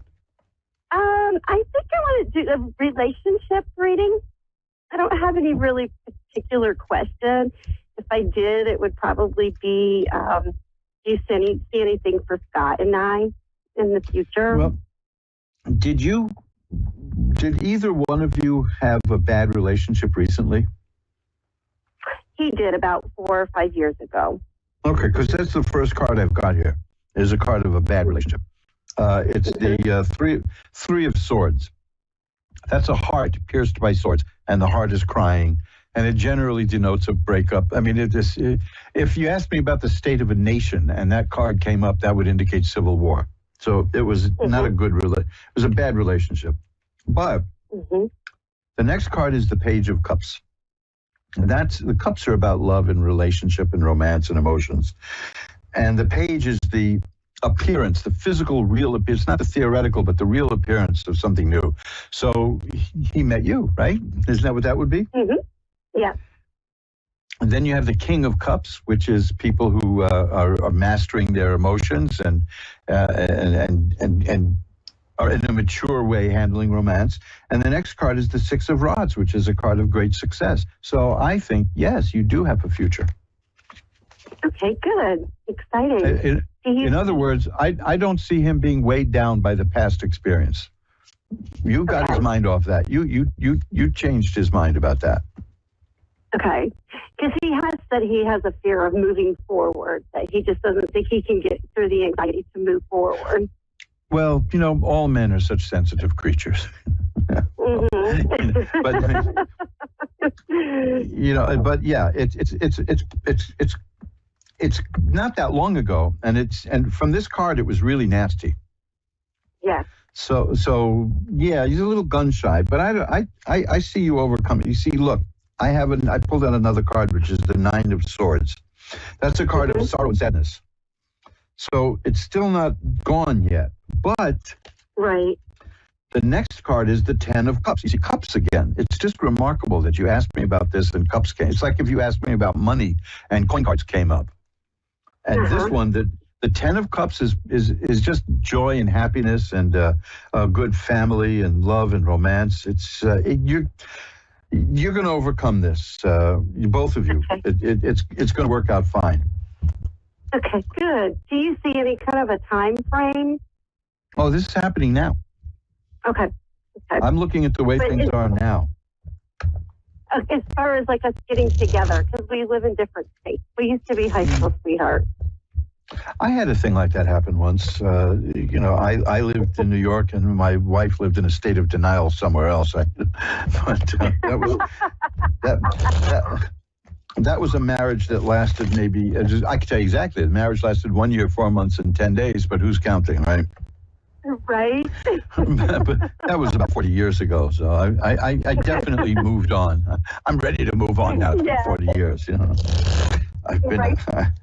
There's an old joke about I've been married to the same wonderful, beautiful woman for 30 years. If my wife finds out, she'll kill me. You know?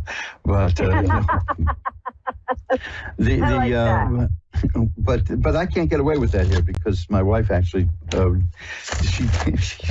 she was a lawyer in those days and she did my divorce. So talk about roping in a guy, right? You know? Right. But that's men, you know, it's like 40 years later, and I'm still thinking, well, that's over now, and now I'm here. So we've been together quite a while. What was the question? I said we were high school sweethearts. We live in different states. So you get together? Like when we be together. Yeah. Well, I've got another card here. Of Four of Rods, which is also like the 10 of Cups, which is about a happy home. Oh, goodness. And here's the 10 of Cups. So you got that card again. This is, I'm going to say soon because, that's a nebulous answer. There are ways to read the cards that'll tell you when, in terms of it'll be in the fall or the winter. I don't buy any of that. I like to look at where the card, which when I say I don't buy it, it means I'm not good at it. You know, that's what that really means. Right. But that's okay. But the fact that I've got two cards here showing a happy home. And here's a third one, the 10 of Coins. That's the same thing. That shows parents and grandparents and children and grandchildren. Oh, it's marvelous. And it's all here. So it's in the works right now. I see it coming. Did we lose Becky? Okay, well, Becky, if you're listening in, and I hope you are. If not, you can hear this in the archives when it's up there. It looks good. It looks good that you're all going to be getting together there and soon, because there's a happy home in your really, really near future, and that's just good. I love giving messages like that. Let's move on now to Anna in West Valley, Utah. Hi, Anna. You're on with Reverend Elliott. Hi. Hi, how are you tonight, Anna? Good, how are you? I'm doing well. I'm glad to be back. I missed a whole bunch of shows with technical problems, but here we are. What can I look at for you? I'm going to say financial. Okay. That's a pretty big thing these days. And, okay, these are good cards. There's some difficulties, of course. I mean, everybody's having difficulties with money now, but the cards that I have are very good. They're almost all money. They're almost all money cards. So I could even ignore the specific meaning of each card, because what it's saying is there's money coming your way. There's nothing. There are cards for loss. Like there's a 5. The 5s are bad in tarot. The 5 coins is bankruptcy and all kinds of trouble with money. That's not here at all. You have the Knight of Coins, the 2 of Coins, the 6 of Coins, the 10 of Coins, the King of Coins, the 7 of Coins. These are all about having money. So I think you're going to do okay. It's remarkable. Like I mentioned in passing that the previous caller asked about romance and all the cards were cups. I said it's almost as if somebody asked about money and all the cards were coins. And that's what just happened. They're all here. Except for one, which is the Tower, which says that something is going to happen suddenly and change things. Now, the question is, will it change for the better? So let's take a look there. Yes. Oh, goodness. The Queen of Cups, which is a very good card. It means the appearance of emotional stability and happiness and joy. And the Ace of Coins, which is a new way of getting money. All these cards that you have that are coin cards. How many do I have here now? 1, 2, 3, 4, 5, 6, 7 out of 9 cards that I pulled for you are money cards, and they're all good, positive money cards. So I think what this is saying is you're going to be okay. Oh, that's good. Yeah, I've been worried. Who hasn't been, right? I mean, this is strange times in terms of money, and anybody who's under 40 doesn't understand inflation like this, has never seen it. So, I don't want to get off into political stuff. This is just a scientific fact, as they say, that the money is losing its value. Here's another coin card. Here's the Wheel of Fortune, which is a card that says that things are going to be changing.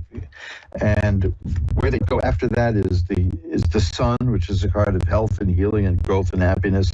And the Empress, that's an excellent card here, because that means you're a person who can make things happen and make things grow in a metaphysical way, in a solid way. And, sometimes it's considered fertility, but fertility in the sense that you make things happen. That's why on many decks that woman in the card is surrounded by fruit and vegetables and wheat, all the kind of things that grow and help us grow. So what I'm seeing here is good. It's very positive. I haven't seen one speed bump. I haven't seen one problem coming your way. Let me give you this. This is one interesting card. It's the 9 of Rods, and that is a person who is well prepared in life for whatever comes. The person in that card they show the person with a bandage on her head, meaning not that you've been beat on the head, but it's just that you've been through things in life and you learned from it and you grew and you're ready to handle what's coming. So I don't think that there's anything insurmountable coming your way. Okay. And that's important. The funny thing is, I've been reading cards for so many years that there was like a recession going on when I started doing this stuff, and everybody used to ask me about money, and it's happening again. So everything is in a cycle. But the good news for you is that the cards are all positive. Let me pull one more and see what we get. Oh, beautiful. The Queen of Coins. So there you go. You'll be able to it's fine. The queens are someone who can handle it and deal with it, and it's going to be very good for you. So hang in there. I know things, I believe things are going to start looking a little worse soon, and only because the classic way to deal with inflation and cure inflation is recession, and that hurts. But it looks to me like you're well fixed to deal with that. Okay? Okay. Good luck to you. Thank you. My pleasure. Bye-bye now. And you're listening to Reverend Elliot's Magical Window on the Ask One Radio Network, where we take a positive look at life, a positive approach. I've been doing readings for people for the last couple of weeks. I missed that too because I didn't have the computer, and I do a lot of readings on Skype around the world and around the country. And if you want a private reading with me, I'll just go to my website, magic-works.com, magic-works.com. Readings start at $10. And when you look at the prices aren't going to go up. even though inflation is here. But also remember, this is not written in stone. I don't want money to get between us. If you need a reading, if you want a reading, and we'll work something out so that you can afford it. It's I'm not in this to bleed people, not at all. I've seen people who charge $600, $700, $800 for readings, and people think, well, you must be good, so I'll do it, and that's not how it works. I mean, ethical tarot readers do charge, as all specialists will, but no, we don't overcharge, and we certainly don't let money get in the way. So if it's a matter, if you look at my rates at magic-works.com, magic-works.com, and you find it a little inhibiting, just drop me a line. My email is there, my contact information is there, and we'll work something out. It's don't be ashamed to negotiate, because I'm not going to say no. Funny thing is, when I started reading, I figured, why don't I do this? I would tell people, just pay me whatever you want to. And only one person ever stiffed me, even though people said I was crazy for doing that. Only one person did. And I said, I'll do the reading, and then you just pay me whatever you want. And everybody was very generous and very good. And I got a sense of what people want to pay for this kind of thing. And that's how I set my rates, because this is what people voluntarily paid. But no, money is important. Yes, money is good. But this, again, I understand. This is not the time to ask people to spend exorbitant amounts of money. This is not the time to get people to spend any money that's extraneous. I understand that, because every month our money is worth less than the month before. And it's just sad to see savings being eaten. For those of us who've managed to have some savings, congratulations. My hat's off to you. Well, on that depressing note, let's go to Crystal in New South Wales, Australia. Hi, Crystal. You're on with Reverend Elliot. Hi. I just want to say I'm really grateful for how you looked at that. It's so beautiful. Oh, thank you. Just listening to you talk about that, it's really nice. Well, I appreciate the kind words, because encouragement is always nice, So thank you very much. What can I look at for you? I would really just like to have some guidance on my daughter. She's been kind of taken from me by her father and his girlfriend, and they just haven't let me see her for like months, and I don't know what to do. I'm out of my mind. Okay, yes, I can see that. Now, that's an old trick that tarot readers do, like the cheesy tarot readers.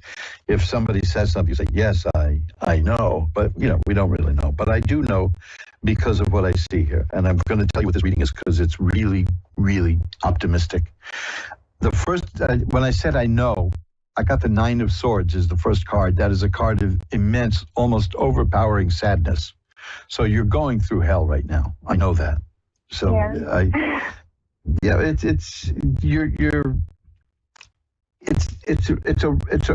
that there was something bad going on. The next card is the Wheel of Fortune, and the Wheel of Fortune indicates a situation changing. Now, that could mean for the better or the worse, but in your case, it's going to be good, because the next card is, there are three major cards here in the middle of this reading, by the way. The first is the Wheel of Fortune that says the situation is going to change. The next is the Justice card, that you are going to get the justice that you deserve. And then there's the card of the Lovers, which indicates that you're going to have a choice to make. Which tells me, it's not, I know that in the various movies, like, the James Bond movie, Live and Let Die, other movies that take tarot as a joke in a way. The Lover's card, of course, they literally mean falling in love, but it's not, it's more than that. The Lover's card is about making a choice. A very important choice in your life is coming up. And that tells me that you're going to be offered some kind of settlement and an option. And so you're going to make, I'm not going to tell you what choice to make, because I can't see that. We don't want to go into all that. And anyway, if I could, I'm not substituting the cards for your judgment. But I see that you're going to come to a point where you have to make a judgment. But I can tell you what's going to happen when you make that decision. You ready for this? The troubles will be over. The next card I have is the Ten of Swords. The Ten of Swords is like a nasty-looking card, but it's not a bad card. It shows an exhausted person lying face down in the mud with 10 swords in her back. And that looks pretty bad, but it means life has thrown its worst at you, and you're going to get up and keep going. And the next card is another major card. It's the Sun. Health, healing, growth, happiness. You may not get everything you want, but you're going to get justice, and you're going to make the right decision, and it's going to work out well for you, is what I see in these cards. Okay, so he's not going to take her and move her 6 hours away like what do? If he does, that you're still going to work it out. You know what I mean? You'll deal with that, and you'll deal with it in a way that provides justice for you. See, I can't give you a yes or no on that, because no, don't be sorry at all, please. Look, you got a lot of guts calling in and talking in front of all these people about a problem that you have. So I admire you for calling in like that. I admire everybody who calls in for doing that, because you're not just, idly curious. You've got a really serious situation in your hands here. The main thing is, and this is very important, and this goes hand in glove with the Justice card, is to make sure that you have adequate legal representation. Yeah. That is very, my wife and I just went through about a 2-year and change lawsuit, and she prevailed, but we had a very good lawyer. So these things, the lawyer is important.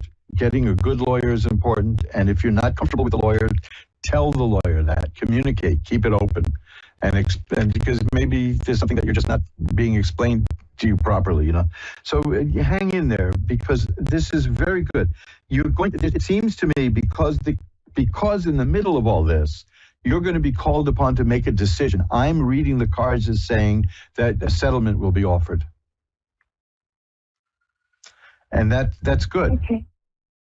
Now let me tell you this. I have above it, the person you're dealing with here is not being very honest with you. But you know that, right? Yeah.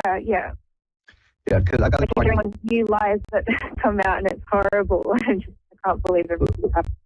Well, the Seven of Swords is the card I have. If you look at that card on almost any tarot deck, you'll see it shows a person tiptoeing around, sneaking around, saying bad things about people, that kind of thing.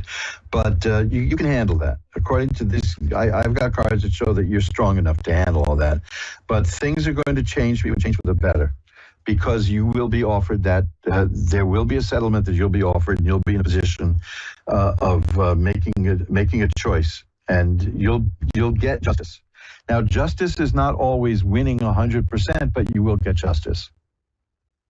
Yep. That I'm not going to hedge that by saying, well, they kind of sort of indicate this. I see the real potential here, a strong potential for this happening, because these cards are very clear. They're very clear about the depths of sadness you're feeling. They're clear about the situation changing. They're clear about the Justice card being in the middle there and ending up with the Sun, which is healing and health and growth and happiness, and that choice is there. This is an outstanding reading. And let me tell you something. If in the coming days, as this goes on, if you start to doubt and feel bad about it all, go to AskOneRadio.com. Look for the September 7th show under the archives, under Ask One, under Reverend Elliott's Magical Window at AskOneRadio.com, and listen to this reading again. You can even download it and listen to it for yourself through the podcast section. And you could go to my website. For the next week, it'll be up at my website, which is magic-works.com, as soon as it's available, which is probably tomorrow. And you can download it from there at this site that says Magical Window. And if you lose track of that, just send me an email, and I'll send you a link to get the show. But I want you to don't forget this reading, because these are the cards: the Nine of Swords, the Wheel of Fortune, Justice, the Lovers, the Ten of Swords, the Sun. And if you can look at those cards online, you'll see exactly what I'm seeing, and you'll see that it's good. Okay? Do you have like a time frame on these things? It's happening now. It's happening now. Really? Yeah, I'm seeing. This is all these cards are showing that this is what's going on now. Okay. So Thank you very much. I really appreciate it. Well, what I'm going to do is I'm going to light a white candle at the end of the show afterwards to send you positive energy so that we can kind of help boost this along, okay? Thank you. Thank you so much. Bye-bye. Thank you again for your... I hope you have a beautiful day. Thank you. Bye-bye now. And we'll just shuffle the cards up again. That's an interesting reading, and it's right on the nose. I mean, that is the kind of reading that applies exactly to the question that was asked. I mean, this is how the cards work. I'm fond of saying this, but I've long since given up on trying to figure this out. But this is not anybody who wants to look at those cards that I mentioned. Yeah, I defy you to come up with a different interpretation, because this is, especially with the Justice card in the middle there, this is very good news. It's just very, very good news.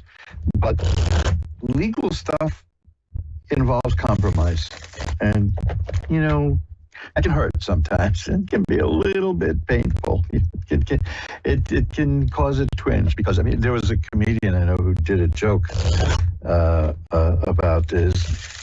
He had a divorce that was so bad he moved back home with his mother, and his joke was, "This marriage was so bad I got sent to my room."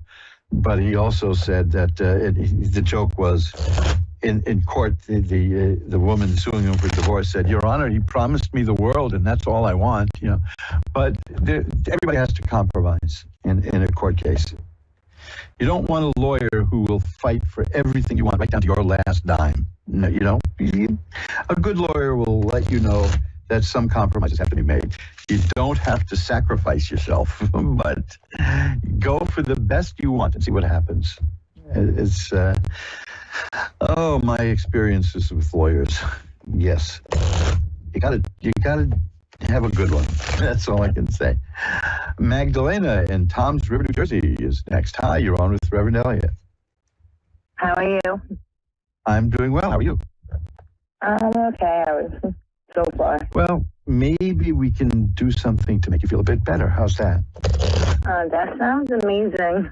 Okay, what can we look at? What can we do for you? What do you want? I would like to know if there's anybody on the other side, like a message about best friend, my mother-in-law, my father-in-law, and if a general reading in my marriage. A lot. Well, do you want to take a look at your marriage, or do you want to... Well, see, usually when people ask me about that, they know what's going on in marriage. So they know... Yeah. You know what I mean? So if you want, I can see if I can look at any messages from the other side. Yeah. Yeah. So let me see. I'll put out the cards, and there's a few cards I look for to verify that that's what's going on. And we just shuffle them up and see what we get. Cards like the Death card or the High Priestess who sees behind the veil. And this is the time of year that the veil is getting thinner and thinner. And, that's... well, there's the Death card. Bingo, right? That's one of the cards that's definitely, for obvious reasons, one of the cards I look for. Although the card itself in a reading doesn't mean death. It does in this context, because that's what we're looking for. So let's see if there's a message here, and you can probably understand who it's from. Okay. Well,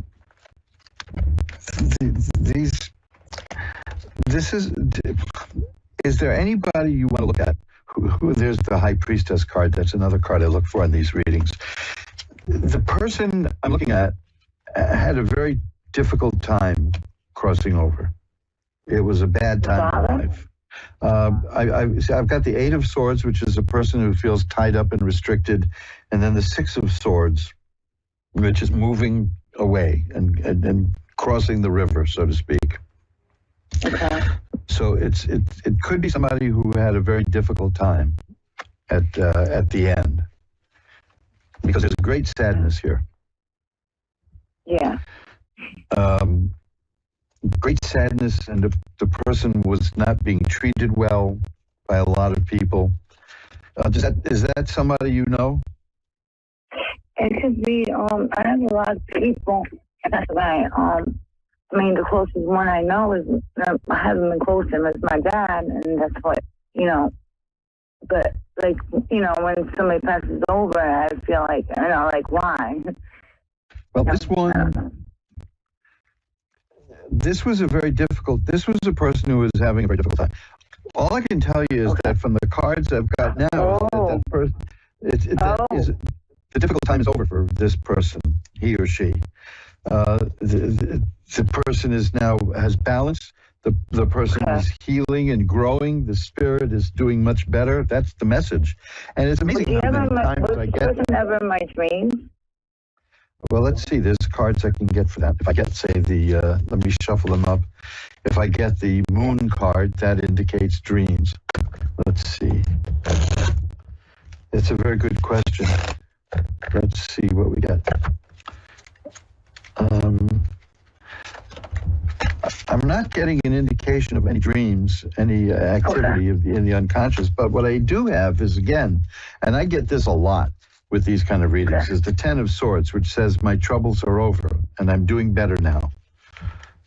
You see, so the person is, the spirit is growing. The spirit is doing much better. Okay, that's amazing. Okay, even though there was great sadness and great pain. Like, can you explain that a little bit to me? Is it because what the person was going through in their lifetime? They go through, like, you know, okay, I was feeling that a little bit. I mean, I don't want to get into too many personal things, but there's an indication that the person didn't want to live anymore. You know what I mean? That the person didn't want to anymore, and now the spirit sees that he or she is growing and is changing. I mean, I imagine in the spirit world we're no longer he or she, but so the message I'm getting, though, is to tell you that I'm doing much better now. Okay. I'm healing. I'm growing. I'm feeling happy. It's just, and I get that all the time, especially the Ten of Swords, which says my troubles are over and I'm growing. And I've got here, like the Temperance card, which says balance is restored in my existence. So that's a message that this person wishes to get across. Okay. Okay. I've got to run. I'm up against the clock, and I've got to get to one more call.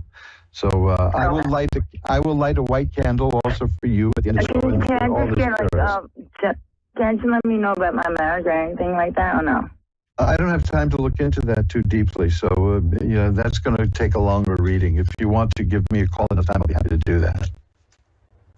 Okay. Okay. Bye now. Okay, and now let's see if we can get time for one more call. We have a few minutes left. Vinny in Tasmania is on with Reverend Elliot. Hi, Vinny. Hi, how are you? I'm good, thank you. Great. I'm glad to hear it. What can I look at for you? I would love to know about my friend Adam Gone, or he's appealing to me, or whatever you can get it about my love life at the moment, because I'm single. I just separate. We only have a few minutes. I can do this. What do you want to look at specifically? Love life, maybe. Okay, let's see what we got here. Well, there's happiness coming your way in the Ten of Cups. That's a good sign. The Four of Rods. I had these two cards for another person today who asked me about romance. So that's looking good. Did you just recently leave a relationship? Yeah, about a year. Okay, because I've got a card here about leaving something that isn't working out and going to something better. And so that's why I asked you about it. It's the Eight of Cups. It's not a tragic thing. It's just that this just wasn't working and you just figured you're going to get something better. The Three of Cups is here, which is a card of a good relationship coming your way, but it's somebody you're going to meet through your friends. Okay. So keep an eye out about, you know how friends are. They're always trying to fix everybody up. But I do see that coming your way. And it's going to be good. It's like the Five of Cups is an interesting card because that still relates to the relationship you had that didn't work out. But it's still a bit on your mind, but it'll fade. It'll fade a bit. It shows a person looking at three spilled cups, and there are two other cups that are full, and she'll turn around and see those other cups. So there's good stuff coming your way. It's just maybe it's a little too soon, but you're still feeling a little impact from that relationship that you left. But you'll get over that. I do definitely see a new relationship coming your way. That's the Knight of Cups. So okay. So it'll be good. Go ahead. One I already met before. You've never what? Is there going to be someone that I already knew before, or someone I never met before? I'm going to say that it could be either way, but I think it's the cards are leaning towards somebody that you never met before, who some of your friends are going to set you up with, and it's going to be good. It's going to be very, see, it's the Four of Cups. Now that shows a hand coming out of a cloud offering a cup to somebody who doesn't notice it. So that definitely tells me it's somebody you don't know. And then there's the Nine of Cups. You're getting all the good cup cards here. That's a very good sign. The Nine of Cups means it's a very sensual and fulfilling and satisfactory relationship with people who know how to really live well, you know? So I think you're going to have a great time with this one. So how long it's going to be? For how many months? Oh, I don't think it's going to be a matter of months. I have the Ace of Cups here right now. That means this is in the works now. I would be very surprised if it took more than a month. Oh, wow. It's in the works now. Your friends are working on that. You know, your friends are they're gonna bring you somebody, and it'll work out well. I've got to run now. Okay. But hey, this is looking good. I see all the good signs here for you. So congratulations, you're about to have an excellent ride. Okay, it's going to be a good experience. Thank you. And this one could last. You're going to be very happy. Thanks for calling. Yeah. Bye now. And that's it. We've come to the end of another edition of Reverend Elliot's Magical Window. And you know what that means? It's the end of the show. That means I'm going to tell you how scary life is, and then I'm going to sell you the cure. No, I don't do that kind of stuff. That I definitely don't do. I absolutely don't do that. You know, if you go to any one of the pages, just about all the pages of magic-works.com, you'll see a link to my Zazzle page. But you go to the occult jewelry page at magic-works.com, magic-works.com. Go to the occult jewelry page because you think about this. I don't want to push anyone into buying anything as if I could, but we're sliding in towards the holiday gift season, and I have some very affordable, interesting gifts in the occult jewelry section.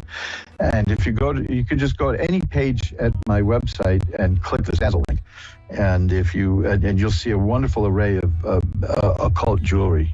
And there's some stuff there that's like ridiculously overpriced, like pocket watches with pentacles of Mars on them. Trust me, I don't want you to buy the pocket watches. The pocket watches are just there for show. I don't even know what I would do if somebody bought one. I'd ask them, "Are you sure?" Because they're a bit overpriced, but they're pretty and I like them, and I may use one myself. But it'd be nice to take a look at some of the amulets and talismans there, because that's a good gift, and it's a simple thing, and it can bring you things that you desire. Take a look at that at Zazzle. And my best seller over there, believe it or not, is an all-white shaving mug with the William Shaving Soap logo. Now, you can take a look at that too at the Zazzle page. I've sold so many of those, I've lost track. But I'm really happy with the occult jewelry page. I'm wearing one of the things now. I'm wearing a talisman now. And when we start doing video, you'll see what I'm wearing. So this has been great. I mean, the time flies, right? Isn't that what I always say? Time flies. It's up to you to be the navigator. But here we are at the end of the show. So I will see you again next week. 11 Eastern, 10 Central, 9 Mountain, and 8 Pacific on Reverend Elliot's Magical Window, where we will spend an hour looking through the tarot.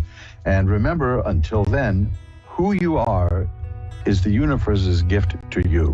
Who you become, that is your gift back to the universe. See you next week.